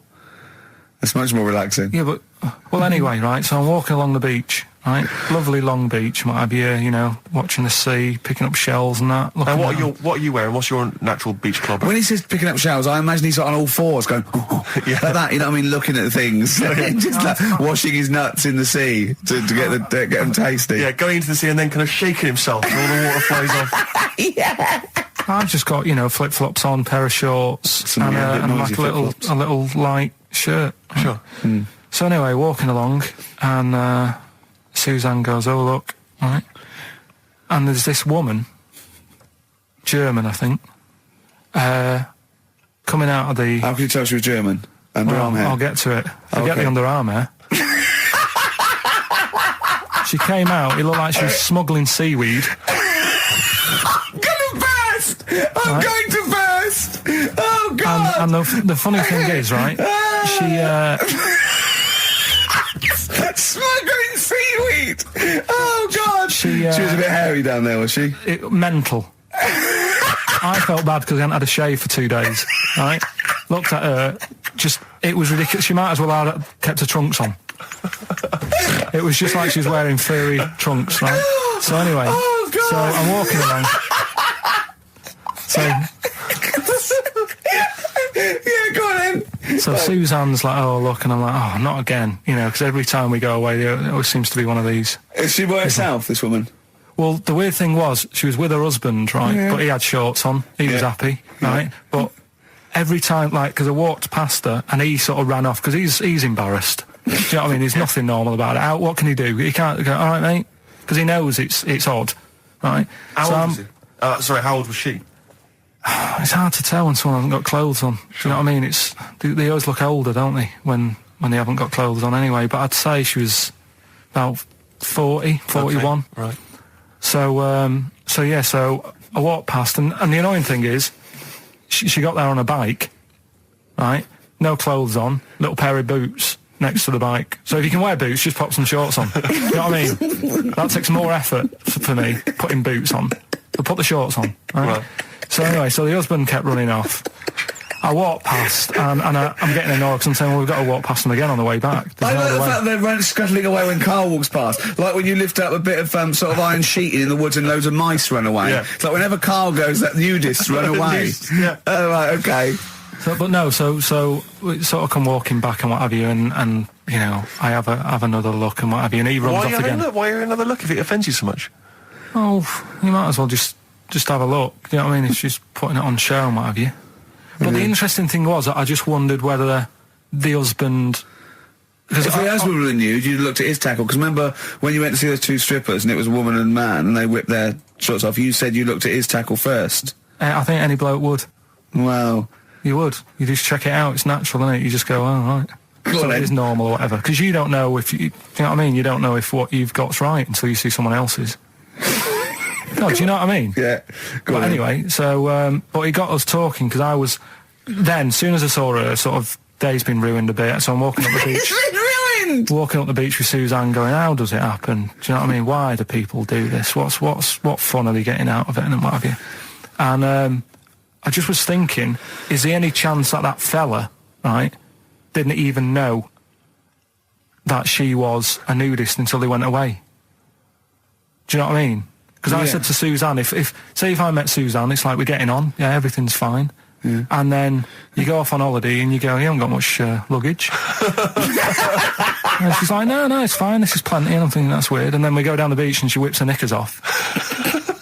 I'd be annoyed, but there's nothing I could do. Do you know what I mean? Sure. So I'm just wondering whether that's what happened to this fella. Every time someone came walking up, he was like, oh, God, this is embarrassing. And he kept nipping off. Yeah. Finding something else to do. Look at some shells. So what, I'm wondering, Rick, if at some point, maybe today or in future shows, we should get a nudist, you know, one of those official nudist spokespeople, you know, because all these nudist organisations, get them on the phone, justify themselves to Karl, because, you know, in his mind, they are, what would you say, weirdos, freaks? I don't quite get it. I was reading something in one of the supplements last weekend, and some journalist went round to some, whatever you call it, some resort or whatever for nudes and that. And it's Were just... they playing volleyball? Well, the annoying thing was, bowls. Why is that annoying? Well, don't play a sport where you got to bend over.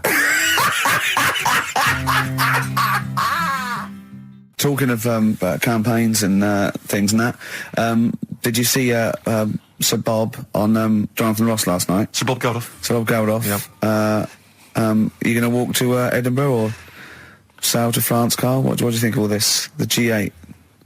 I think it's good that, you know, he's doing some stuff for the world and what have you, but probably won't bother. No. Having a walk. What do you make of all this campaigning? You know, he's dedicated his life to this now, hasn't he? Yeah. I mean, it's interesting. I was watching him last night, and I respect the man. I mean, he used to work here, didn't he? Did some shows and that. Mm-hmm. It's good. It's all right that he can do it, but... I assume that's not why you respect him. I assume you respect him because he's trying to save a nation, as opposed to used to work in XFM for a while. Yeah, I know, but I'm just saying it's good that he's given up a lot of his time to, you know, try and save the world and that, but, you know, there's a bit of me that's kind of like, you know, is he wasting his time a bit? Right, well, what do you mean wasting his time? Well, he tried it before and... No, wait. What he's trying to say is that the G8 are I think the 7 most rich, wealthy nations in the world, and Russia, and they get together and they can wipe out the third world debt. I.e. they owe us billions and billions of pounds. They can't afford to pay it back. So he's going to say, let's wipe the slate clean and pledge, I think, a lot more aid and stuff to them, isn't it? Mm-hmm. So what do you think of that? But won't they just do it again? Right, what's you thinking? No, I just mean... I knew I had a little diamond in the rough here. I mean, obviously, you know, I admit I brought this up because I really wanted to know what Karl thought of it. Sure. Yeah, I had ulterior motives. It wasn't just for awareness, for the very worthy cause. It was because I know. Look at him looking at me. Look at him. He looks at me like a cat. Honestly, it's like there's nothing behind those eyes. Right, what do you mean? They're just going to run up the debt again, you think? Well, what I mean is, right, when I was a kid, right, and I wanted to go to the arcade, I'd borrow £1 off my mum, right, and she'd say, don't come back asking for more and what have you. But I'd have a go on a pinball machine or whatever, game on a fruity, and then go back, and she'd go, can I have some more money? And she goes, I gave you £1 before. And I go, I know, but I'm on holiday. And she goes, there you go then. And then I go off and do the same thing. I didn't go, no, I wasted the last one, I'm going to pop this in the bank. Right. So you think that's what's going to happen with... That's a nice metaphor. So what do you think happening there? That the Africans are blowing it down the arcade. Instead of putting it towards a fishing rod, they're blowing it down the arcade. I'm trying to win a watch. Look, I've got 100 goals. I think this thing is dodgy. Yeah. I'm trying to win a fluffy toy.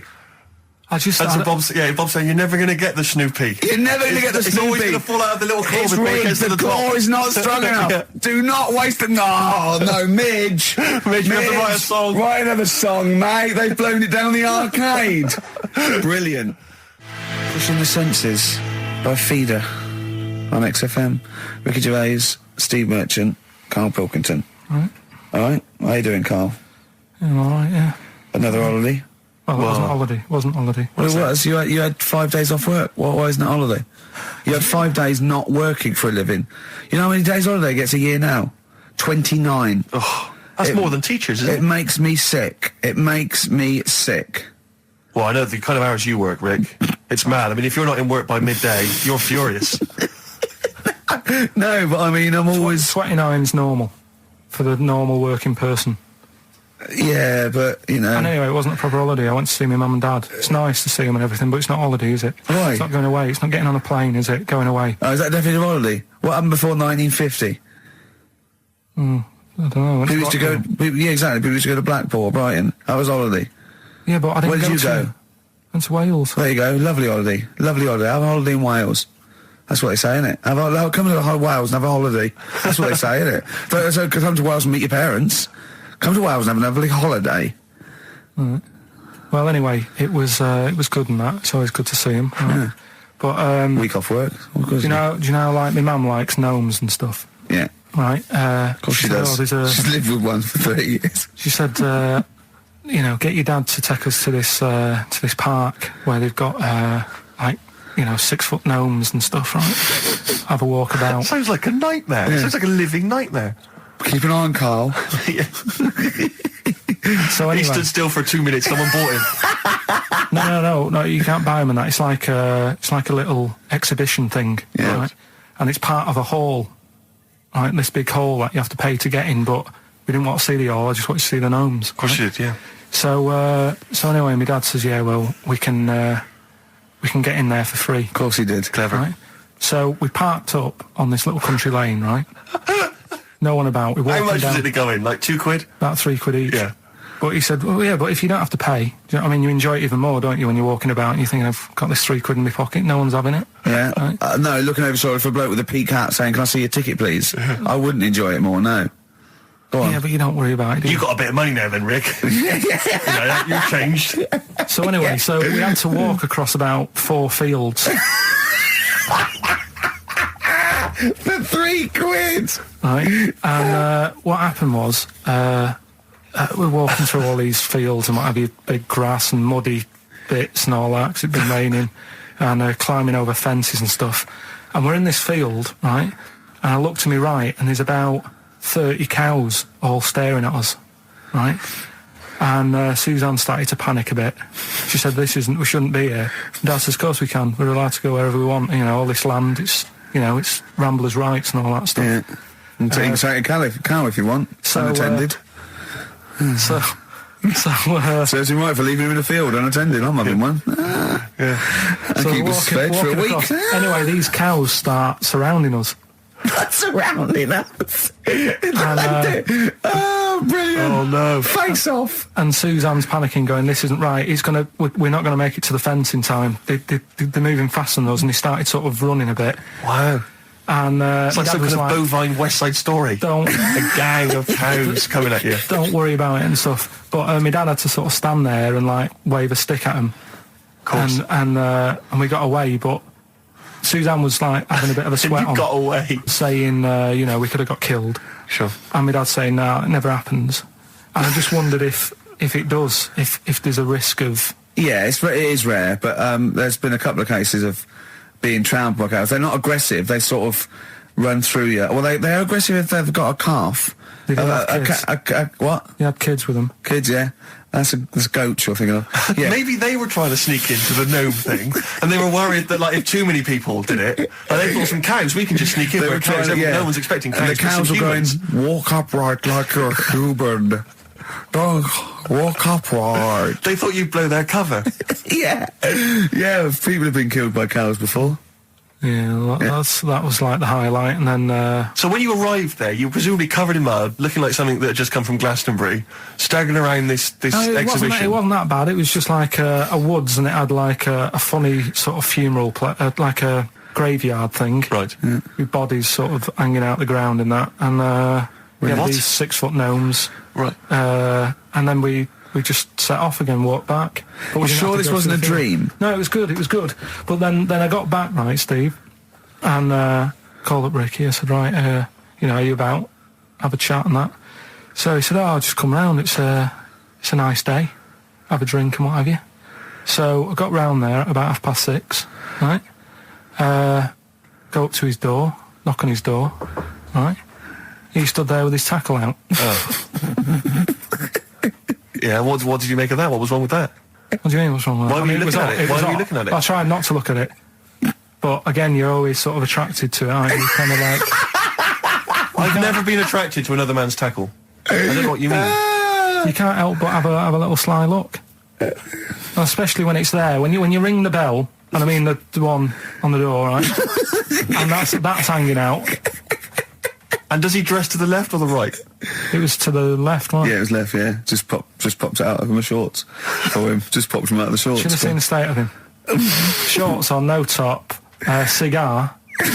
Looked like someone out of The Sopranos. It was a mess. Yeah. And then... we sat on the balcony drinking wine, didn't we? Did you pop it back in, or was it still... Yeah, I popped it straight back in. I've got the laugh. Sure. I've got the laugh I wanted. Yeah. He walked in, he went, it's not that hot. Straight away, it's not that hot. Oh, brilliant. Then, was that knob news, or is there more? No, it's got more knob news. That's just a taster. Just a taster. Listen, let's play some adverts, let's play some great music, and maybe we should have some early knob news. Early knob news coming up. XFM. That was the record before us, and here we are, pre-recorded, because we did this a few weeks ago, because we're not here at the moment, are we? We're away in that. I'm Ricky Gervais, with me Stephen Merchant. Hello there. And Karl Pilkington. Well, He's not actually with us. No. He'll be in some of the best of clips that will be coming up shortly. yeah, this is just us, isn't it? This is just us. We did this. When did we do this, Rick? A couple of weeks back. Hold on, what is it? What It's the day is it? 27th today. Yeah, well, I enjoyed Christmas. I loved Christmas. I loved Christmas. I had a loved great Christmas. time. What did you get? Loads of presents. So did and I. I'm glad they made it to number one. I'm really glad. Stroke, he, she. Yeah, I'm really glad that the pop idols, Cliff Richard, Westlife, made it to number one. Bo Selector. Bo Selector. Yeah, just delete that. As Yeah. Okay, well, we're going to play some of the best of, some of the greatest moments of the last 3 weeks Yeah. ever heard on XFM 104.9. What about this? Do you remember this one? Oh, which one is it? All right, so here's the first bit. You were going to tell us a little story about Just past my test, Yeah. my parents had a big Volvo estate, and there's quite a big car to drive. My parents didn't have a car. But I know you don't drive cars, Rick, but it's got a big car to drive if you've just passed your test. It's safe, though, isn't it? It is very safe, that was the thing. Yeah. And I come from the West Country, obviously. There's quite a lot of windy lanes around there. You're joking, do you? They have cars there. Well, here he comes. Blimey, Carl. Learnt on a tractor, automatic it was. Do you want me to tell it or not? Oh! Don't give up the accent! Oh, no, I'm not a word. Oh, go on. Oh. Go on. So I went to this You party. never got him being from the north. Not when he's telling an anecdote. He's never telling an anecdote. Oh, yeah, fair point. Yeah, go on. So I went to a party, and I was quite excited because I had the car, the motor, and there was a chick heading down to the party that I was like, I had my eye on. And I thought, now I've got a car, and going to the party, it's going to be amazing, right? You glass and eye, various friends had said, like, can we get a lift? I thought, yeah, groovy. I'll pick up the chick as well, who was a friend of a friend. Yeah. So cruising down to the party in the motor, the Volvo estate, and there's nothing sexier than that. Slipping a little bit of Billy Joel on the stereo or whatever. Oh, something classic. Exactly. And maybe it was Billy Ocean. I think maybe I was quite a Billy. Maybe it was thing. Get Out of My Dreams, Get Into My Car. Ideally. Yeah. So I get to the party, and inevitably it was one of those house parties where the chick that I had my eye on, she kind of was chatting to other guys, and she wasn't really paying attention to me, and I was sort of... Trying hard to get, was she again? Same old story. Oh, they make me They laugh. know how to tease, don't they, the ladies? Laugh. Who are they kidding? So I'd follow her like a dog, from room to room.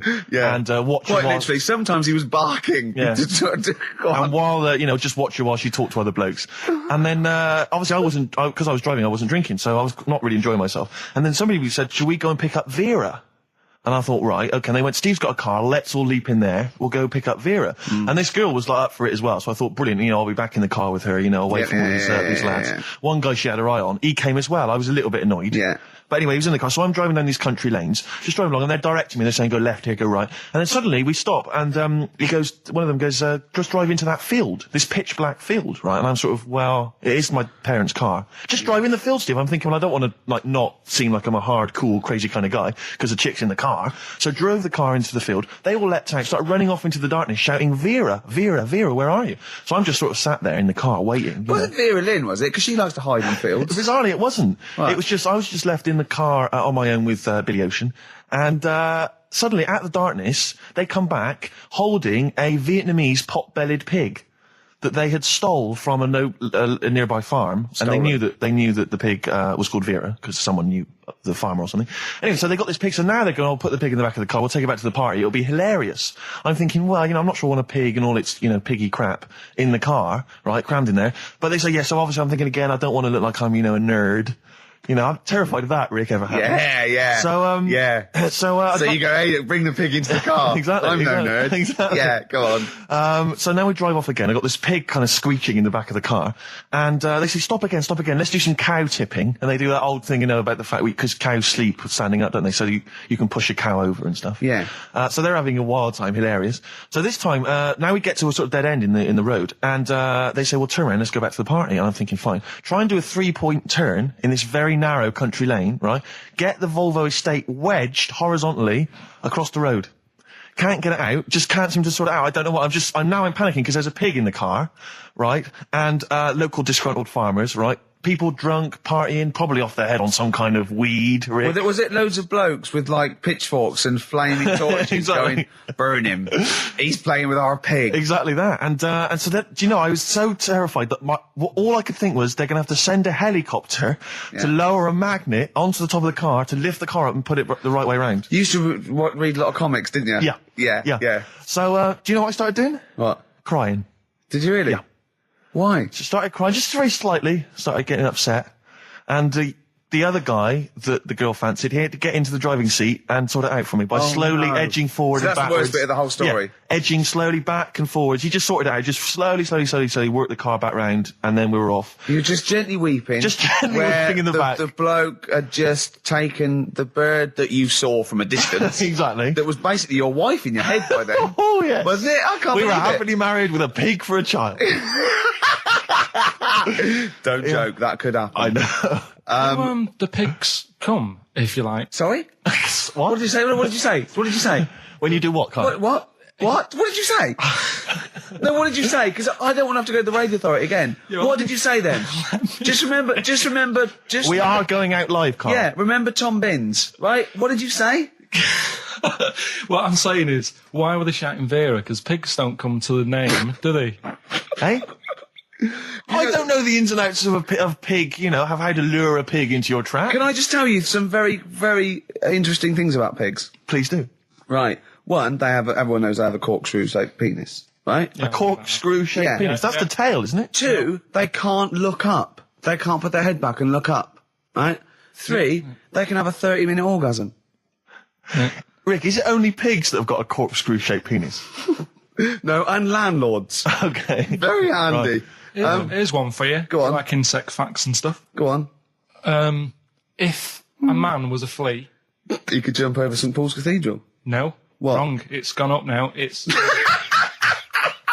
big wheel. The big wheel. It's the Millennium gone up Wheel. now. It's gone up now. Play a record. You're the best. Karl, let me ask you now. Karl, you will be a little bit unnerved about this. Have you seen the film Jurassic Park? Yeah. You know what happened there? Well, according to the Sun here, it says scientists are planning to clone mammoths for a theme park. Look at his face. Look at that. He looks like a dog caught in the headlights of a car. He's terrified. I love Karl. He sprung to attention Karl. there. Is that the best news you could have? Man moths.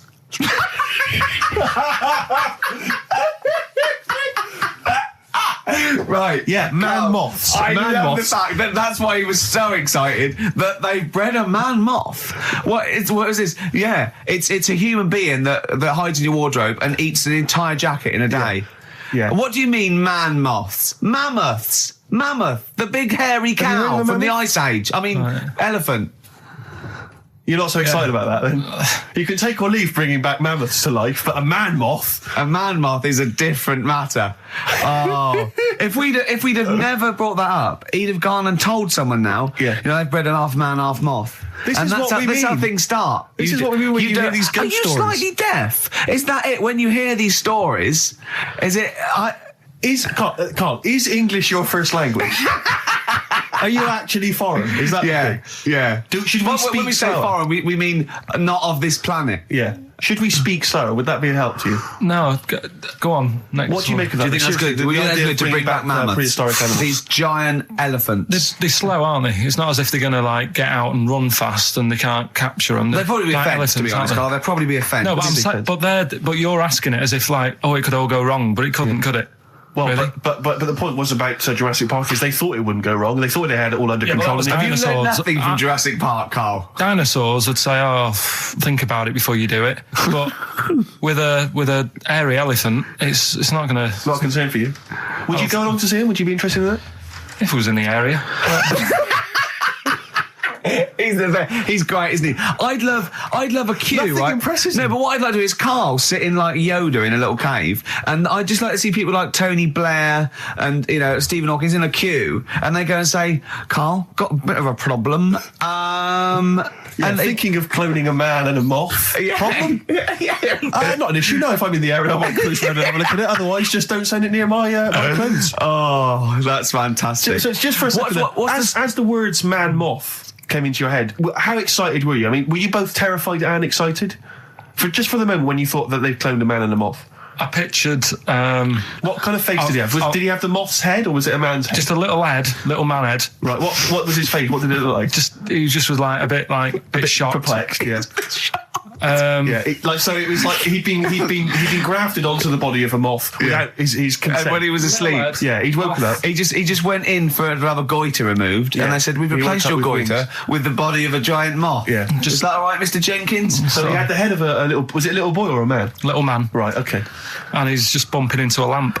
He's just running into the leg. if you went into hospital and they'd done something, what's the worst thing they could do, right? What would you rather have done, right? You wake up and you've got lobster claws for hands. Right. You wake up and you've got duck's feet.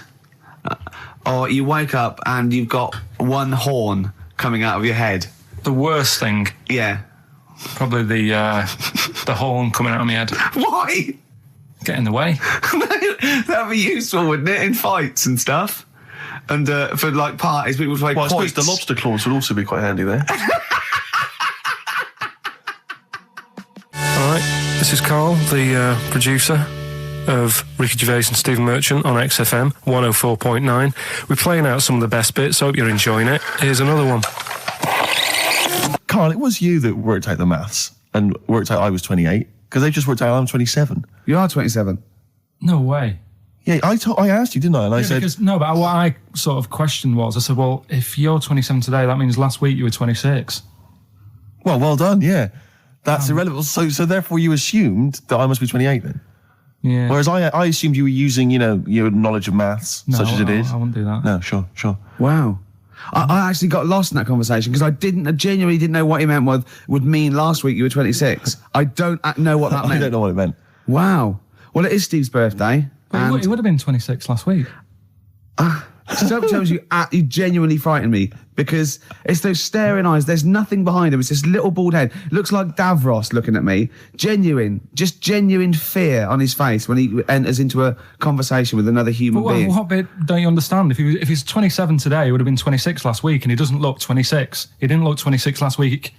He looks older than 28 today. You've started on his birthday. You're still having a go at him. Carl, I don't look like the kind of hot stud that I actually am, but face facts, that's the truth, mate. Yeah, live with it. Get with the programme, jeez. Well, let's have a little bit of cake. Okay, oh, that's appropriate. See The what I did? birthday. But you mean the band, don't Yeah. you? Not the cake. You haven't actually bought a cake, have you? Got anything at all? Right, here's one. Christ. Ghosts and that we got talking about. Sure. And Nick said, right, he said, you'll like this one. He said, my auntie was having loads of problems. Why are you in whispering? It's not illegal to talk about ghosts on the radio. No, but He's hearing this. so the auntie's in the house and that, and furniture's moving about all the time. Oh, God. And they were like, no, this is... Steve, he told me this one. This is such rubbish, mate. No, come on, let's listen. I'm going to leave it to you. I'm going to sit back and enjoy it. I'm just going to watch your face, Steve. Right. Sorry, so I missed the beginning there, Carl. There's an auntie in the house. Basically, Nick's auntie. Right. In the house, things moving around all the time. And it was just annoying every time she tidied up. It was like... It was just annoying. Making a mess. It was one part annoying to two parts scary. Yeah. So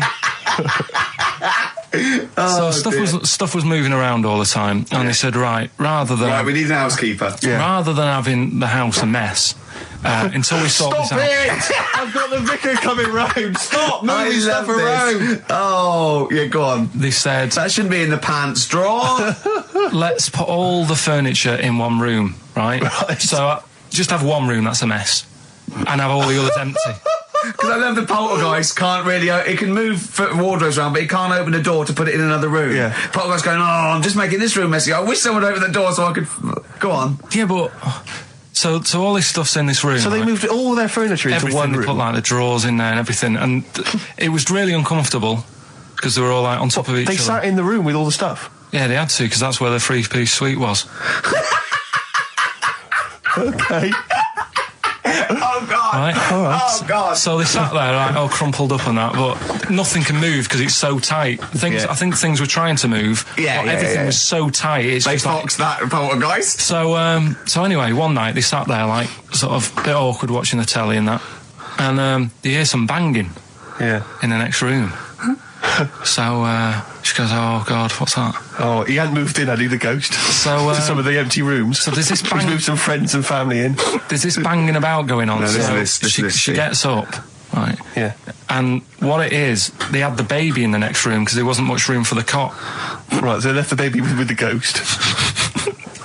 So they go into the room where the baby is, and the banging Yeah. is like, do you know those plastic balls you get that you can chuck around the room and like they go mental? Right. The ones that you chuck once and they Yeah. keep bouncing Yeah, for yeah, ages. yeah. That was bouncing around the room. Why? What, the Hitting baby had thrown it? Hitting all the walls, and the baby was there, stood in the cot, sort of laughing. Right. And looking at the ball, and wherever it looked, the ball went. Yeah. And then she said, stop doing that. Yeah. And the ball just stopped. Did it? And it rolled a bit and stopped. Right. So the baby had thrown the ball and it was watching it as it bounced around the room. It wasn't throwing it, it was in control of it. No, the point is, Steve, the baby has been doing it. It's been the baby all along. The baby had been messing with the furniture. It was So the baby it's a that had the super power. baby. Yeah, it's the baby that had the power. Special baby. It's a baby that had the power. It's What a baby that had the power. What- the power what's the power? of telekinesis. Right. They were then trying to convince me that telekinesis was not like all the other stuff that I didn't believe in, but that was a science. Right. Telekinesis was possible. Yes. Yeah, it's not like ghosts and demons and all that sort of. Telekinesis is different. Yeah, That's yeah. science. But Nick's auntie saw it, and I love the fact that you're telling me that someone else's auntie saw it. So I should be satisfied with that. Yeah. I should be satisfied with that. I mean, no, So does she still live in one room with all her possessions? no, I think the baby grew out of it, apparently. It grew The up. baby grew out of it. So it doesn't use its telekinesis powers No. anymore? Well, no, it's No. like in Carrie, innit? She was upset for a bit, and then she got over it. Okay, I'm just going to say one thing, Carl. That was a film. Do you want to play a record or...? Here's a problem that someone's emailed in. We're taking emails today. If you've got a problem, a concern, or, just a general query that you think Karl could answer for you. It could be about anything. It could be about some of the big kind of philosophical questions. Yeah. It could be something to do with war or famine, anything like that. Or it could just be a personal dilemma, something that's happening locally. Anyway, this seems one that I think you and your father have probably come across this sort of dilemma in the past. Yeah. And I'd be interested to know what your take is on it. Let me see. This is from Lee Matthews by the look of it. He says, he lives in a suburban area where the local teenagers also live on the same road, and they're running riot. They're smashing wing mirrors off the cars. They're crashing into parked cars on their skateboards. And they're just generally making mayhem, night and day. What can he do to stop this going on? The parents of the kids don't seem to give a damn. Anyone who complains to them, they just say, "Oh, piss off."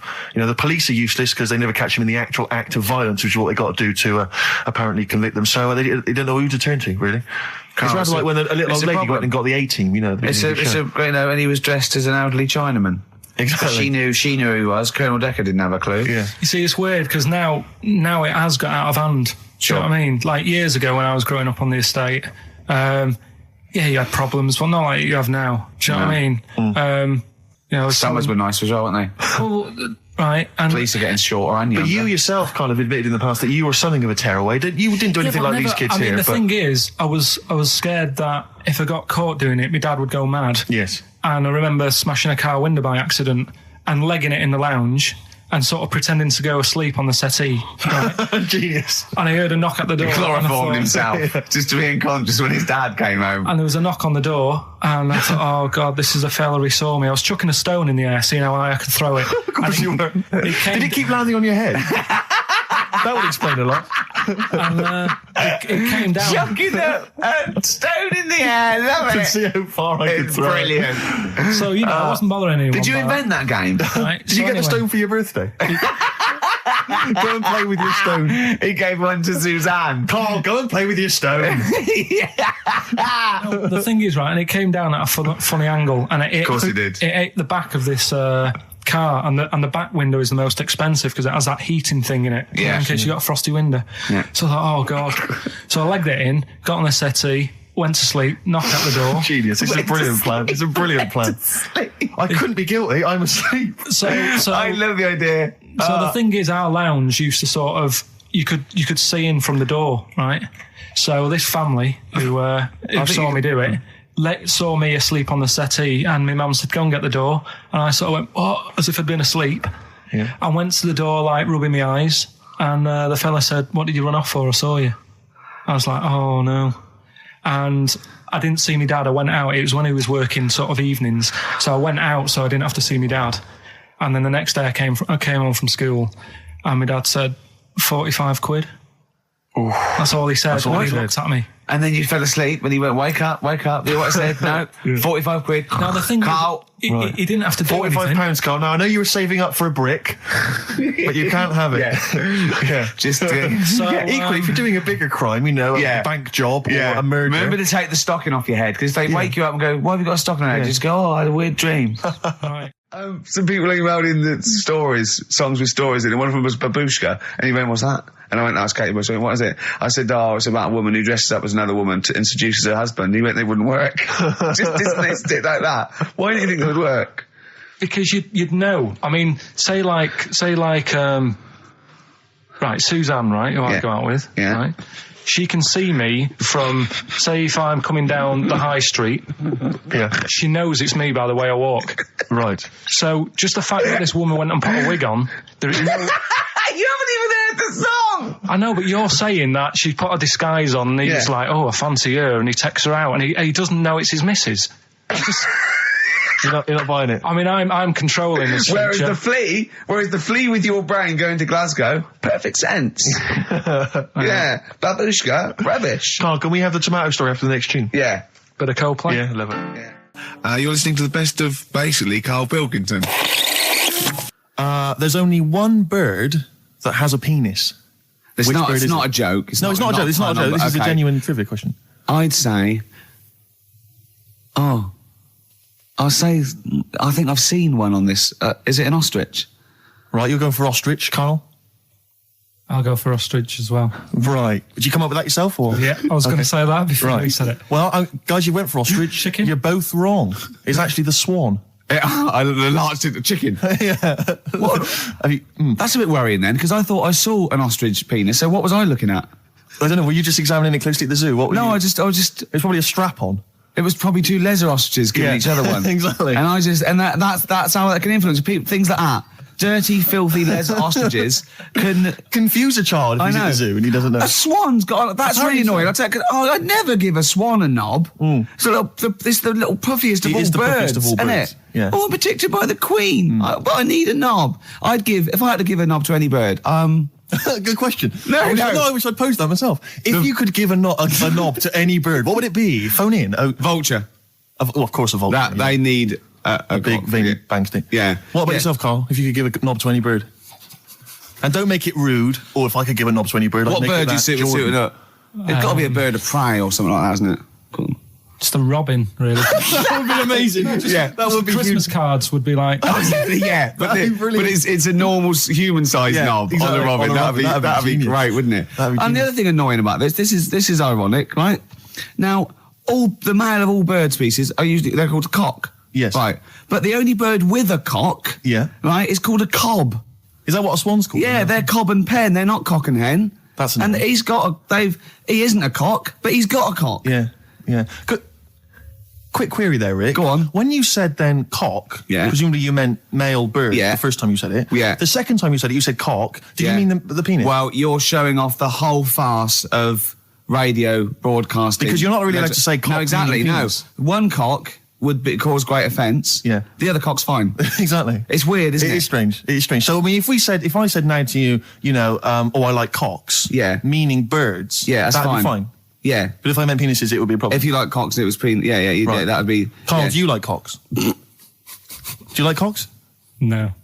Right. Okay, that's fine. That's fine. I was asking if you like. No, I like, Yeah. I like Well, I'm a big fan of tits. the small birds that Small come bird. down and peck at you. Yeah. Yeah, you like tits Yeah. and cocks. There's nothing... Tits and cocks, There's there's nothing wrong with... There's nothing... Carl, don't worry. There's nothing wrong with saying tits 'cause and I said, cocks. when I said tits, I meant the little birds. Yeah, And they when I come said down. cocks, I mean Yeah. the big birds. Yeah. Do you know when...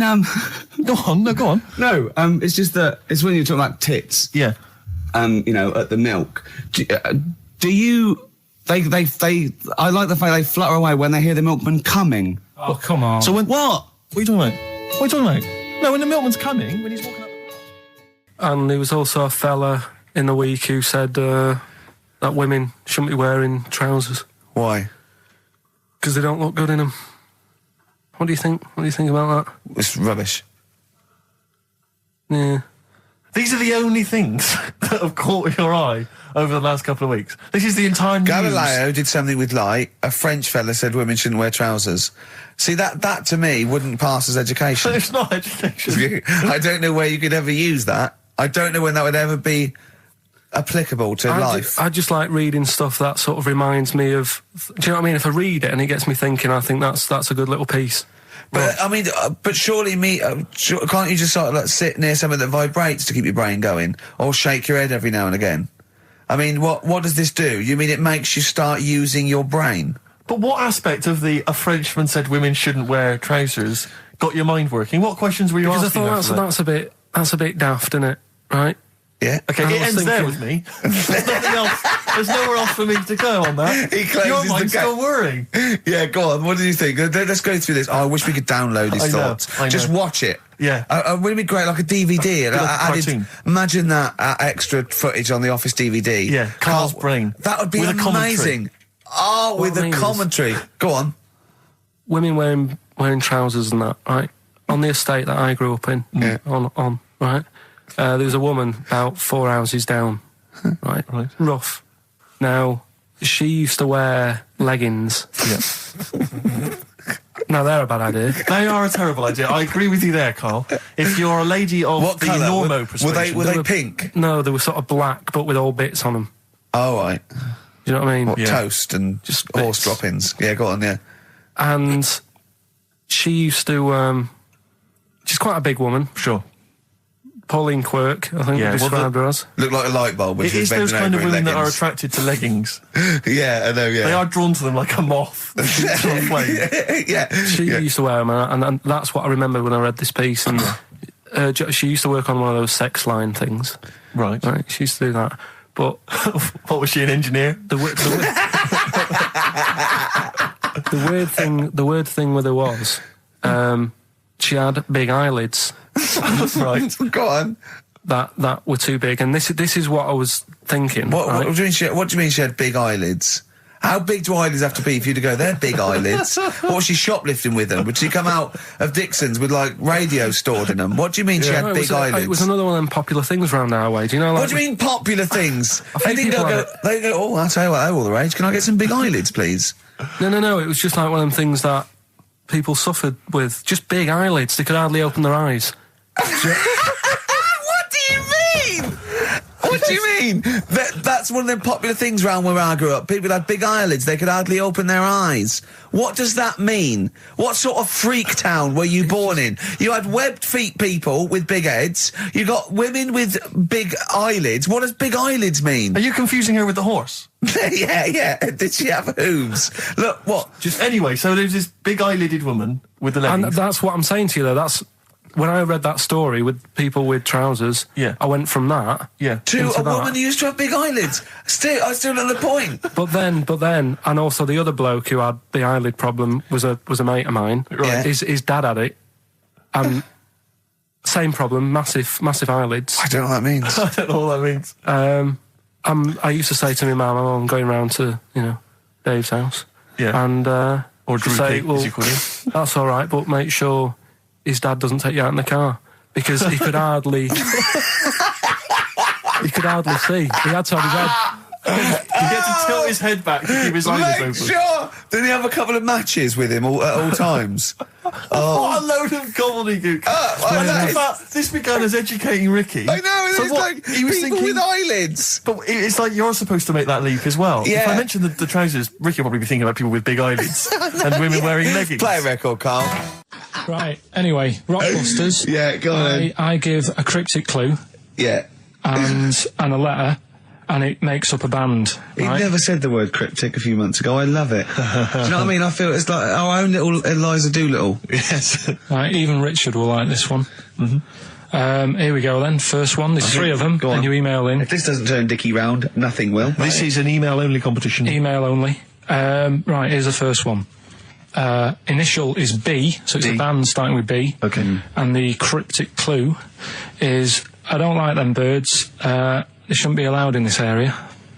I don't like them birds. They shouldn't be allowed in this area. Next one. Right, the next one. He doesn't like women, yet he's got a couple of kids. That's a bit weird. Is that a cryptic clue, or is that just Is that just a thought? a general point? Is that That's the cryptic clue. Okay. And the initials there are PD. Okay. And the last one. Oh, got that one. That's terrible. That's terrible. Okay, quickly. Oh, God. And the last one is that bloke who does. Come on! It's making me laugh. Come on, Carl. Be professional. Right, the last one. Right. I can't do it. It's making me laugh. Oh, come on. I'll come and read them then. No, hang on. Come on, Carl. Right, here we go. They don't do this on Blockbusters on TV, do they? No, come Right. on. That bloke who does sport on telly. He's got a little kid, right? Initials DC. What? Is that, was I'm that the completely clue? confused by that. Was that the clue? Yeah, that bloke who does sport on telly. Yeah. He's got a little kid. Initials DC. Okay, is that a band? Or an artist? It's well, I'm not A going to tell you. cheese. I'm not This gonna is tell a you. well-known sandwich. Is it? What is it? Is it a Fine. band or an Right, artist? so just quickly recap. That's, Okay. it's a Come B. on, Carl. Right, Come on. quick recap. The first one is B. I don't think them birds should be around in this area. Right, that's B. Right. Second one, he doesn't like women, yet he's got a few kids. It's a bit weird. That's PD. And the final one, that bloke who does sport on the telly, he's got a little kid. Right. DC. All right, and it's ricky.gervais@xfm.co.uk if you want to enter for Hellraiser. Oh, I'll All tell you those what, other continue quick to do a little theme of like some old stuff people haven't heard of. If you're under 30, you probably never heard of this band. It's also a new thing I want to introduce. It's Show Up Camfield. Camfield talks the talk, he doesn't walk the walk, he doesn't play some rock classics on his show because he's scared. I'm going to play the tracks that Camfield's too scared to play. This is Kansas and Carry On Your Wayward Son, alright? All right. This is Carl, the producer. of Ricky Gervais and Stephen Merchant on XFM 104.9. We're playing out some of the best bits. Hope you're enjoying it. Here's another one. Coldplay, One I Love. That's for Nick, Neil, Olivia in Tower Bridge. Absolutely, and also Nikki from Bromley who emailed in. She's enjoying the show and she wanted a bit of Coldplay. That's the B-side of the current single. This is a great show, isn't it? We've got great music, we've got laughs, tears, we've got requests, we've got Simon Mayo games. It's just like Radio 1 for less people. Exactly. Radio 1 for less people. This is great, isn't it? So go on then. So listen, Guy, you were so excited about this game, weren't you, earlier? You came in with a hop, skip and a leap in your step. Although I must say, the phones are going mental. We're going to have to take some more calls. People love Carl. High and Dry is great. I mean, it works. That's it. Can we have a very quick... Just recap in case someone's just very quick Can you make it so High and Dry doesn't work now? Give us a bit of information that makes it different to High and Dry, or can't So you for those that have do just that? tuned in, Carl describes in a roundabout way a story which somehow is representative of a song. Is that right? Song title. A song title. Yeah. Okay. So this woman, she's all right. You know, she has a normal life, Pretty much. kind of. Yeah. There's probably a few things actually that she can't do thinking about it. But the main problem would be having a wash or having a bath or having a shower. Yeah. Maybe going for a swim thinking about it. Right. Let's go. I think water is the clue, isn't it? That's the clue. Who's Who's that on the line? Hi there, it's Mark. Hello, Mark. Hi, Mark. Right, What do you it think? smells like Teen Spirit, Nirvana. No, it's not. That's a great guess. Smells like Teen Spirit again. He's also No. brilliant. Thank you, Mark. Well done. No, it's not that. All right. Hello, XFM. Oh, that's a dodgy mobile. Oh, that's a bit of a clue. A dodgy Hello, mobile. XFM. Oh, they've just given up. They've all been going for Smells Like Teen Spirit. They just hung up. Hello, XFM. Hi, is it, She's Electric? Excellent. She's electric. It makes sense. That's fantastic. Oasis, Carl. she's electric. Why does she smell? Because she doesn't have a bath and that. Because she can't have a bath or a shower. What's your name? Neil. Neil got it. Neil got it. So, did you get it straight away? No, only, during the song. A process of elimination from all the other wrong answers. Yeah, basically. So, She's electric. Rick, I have to say, you're holding your head in your hands, and it looks like you want to shoot off. But I have to say, I thought that was quite good. I genuinely thought that was quite good. But it's not a cryptic clue, is it? Because it's not. She smells. There's a few things you can't do. She's electric. yeah, but do you understand what I'm getting at? She's electric. I always understand what you're getting at, Carl. That's never been a problem in the years I've known you. Neil got it. Yeah. She's I have to electric. say, Rick, I think you're down on this idea. I could definitely see that ITV1 replacing Celebrity Get Me Out of Here. Karl Pilkington hosting. Simon Mayo on the phone Exactly. to the lawyers. Well, Neil, there's no prizes or anything, but well done. Well done. That was well worth it. Right. Well, you go away with the award in the knowledge that you've beaten Carl. Yeah. You can secure the knowledge that you thought how Carl does. Absolutely. Well done, Neil. He said he's, oh God, it's like a child or a cat when it's confused. He went, Steve reckons in ancient Greece, right, it was better to shag a bloke than a woman.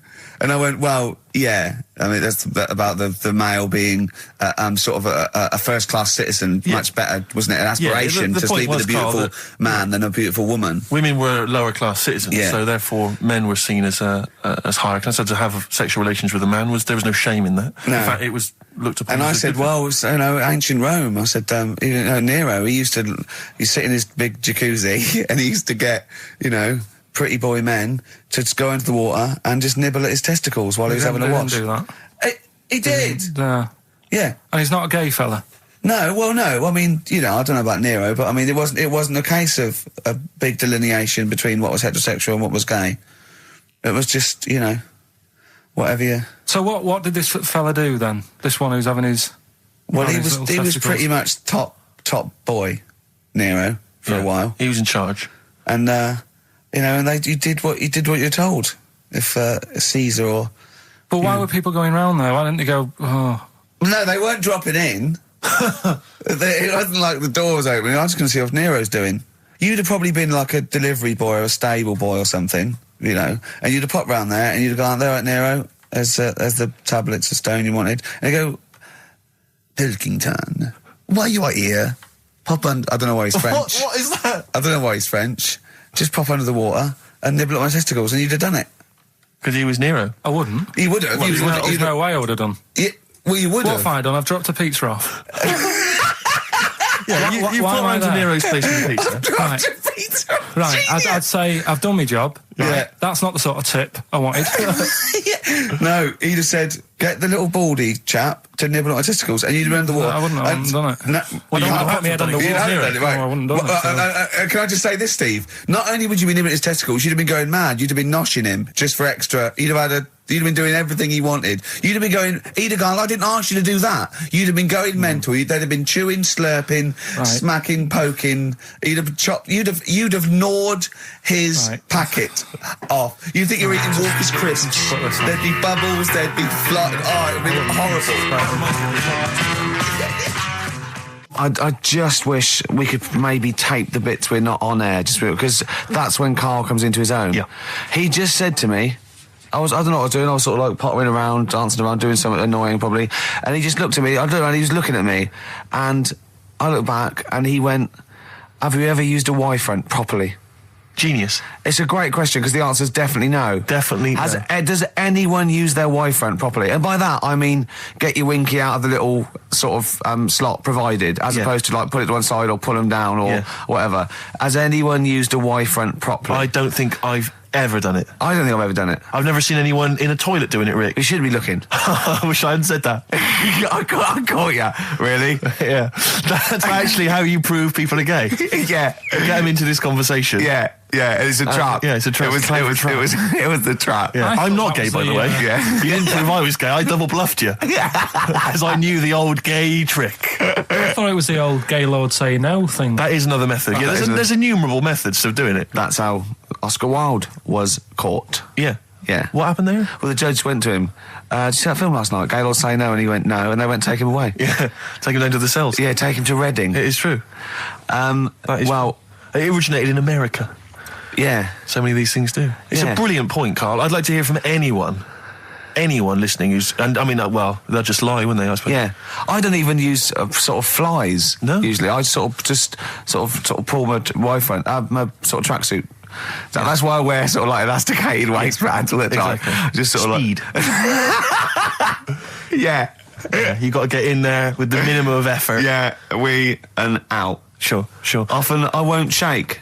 No, no. To my detriment, because it often leaks out a little bit later, doesn't it? Ever been out on a date with a girl where it's just trickled down your leg and you wish it hadn't, and you're thinking, what if she gets my trousers off later? She might smell or see it. What? What? I don't know. I don't know what I said there. Right. Yeah, but it's all the time. It's not just, I mean, you haven't done that with me, taking your clothes off and that yet. But, like, last night we were sat in the pub and I was saying, right, let's not even worry about new features then. Let's get the current ones, going. Like what? Good. Like, the one that I was trying to work out, the cheeky freak of the week. Think of that! Yeah, but Think of that, though, as a normal conversation. Yeah, but I'd looked online, right? I didn't find that much. I found, actually, I'll tell you what I found later. Brilliant. We're looking for them, right? And then at one point, I think you said to me, go and, what about the Guinness Book of Records? Yeah, they'll have, like, the best freak in the world or whatever. Yeah, ever. So I said, yeah, bring one in. Now, you've got one at home. Yeah, I've got a couple. But you couldn't be bothered carrying that in today, so I had to go out of the pub that I was at. Yeah.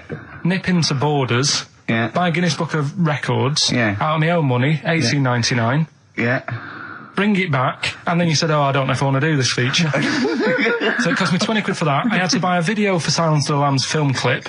I'm actually out of pocket at the end of this. But do you want to work with me is the thing. If you want to work with... people would pay that sort of money to work with me, Karl. You're a lucky bloke. Think how many people think, Karl, he gets to drink and sit. Yeah. Well, you making a cup of tea and I surprised, didn't I? Little surprises. Steve, last night, do you know when I left the pub in a bit of a mood because I just fed up with not getting anything done? Yeah.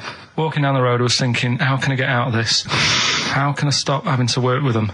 I'm thinking, I wonder if I leave, I wonder if they'll be funny and they'll go, and then my boss will be giving me stick. I'm thinking, how much notice have I got to give out? And all this is going through my mind. I'm walking home and I got in, said to Suzanne, I'm sick of it.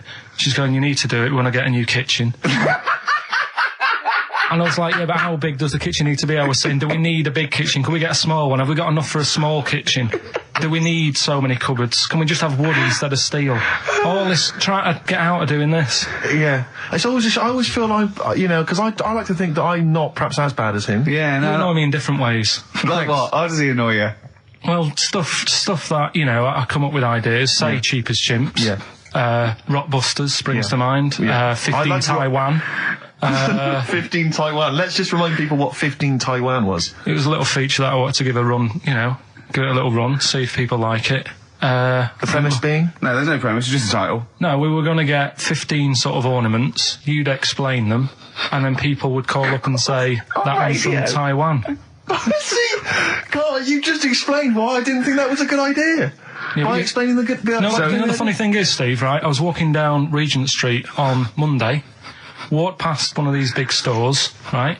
And they've got all famous quotes on the windows, right? Yeah. And one of them was something like, an absurd idea is often a great idea. Yeah. Do you know who said that? Go on. Einstein. Yes. Which made me wonder, if you were his mate, would he ever have done E equals MC squared? Or would you have said, don't bother with that, it's not going to work? Because that's all you seem to do. Everything I come up with, you put down. Yeah. Well, that's one thing. He's negative, right? I don't know why. I don't know why he is. What else? He messes me about. I get him concert tickets for stuff, and you say, oh, I didn't bother going. Yeah. Yeah, that is annoying. You come in, with, you know, 5 minutes to go with tracks that need editing. Yeah. The little bag, that bag that was free. Yeah, you got a free bag today, an XFM little rucksack thing. Yeah. You were like, oh, what's this? What's this rubbish? Yeah. Ricky said, I'll have it. They're great. He said, no, I want it. Yeah. Well, it was free. I needed. Yeah. I'll give that as a gift or something. So, I mean, I think on reflection, Steve is probably a little bit more annoying than me. I won't go that far. You are annoying. If I had to go away for a week somewhere, if it was a quiet place... Well, you are again, aren't you? That's 2 holidays you had this year, I mean. If it was a busy place, I'd probably go with you, because people, do you know what I mean, staring at me all the time and that if I'm walking around with Steve. No, I'm just... Can I draw up a list of reasons I don't like you, Carl? Just being honest. What? I'll tell you, because the list of reasons I don't like you is incredibly long and getting longer. Just saying. Do you want another slap?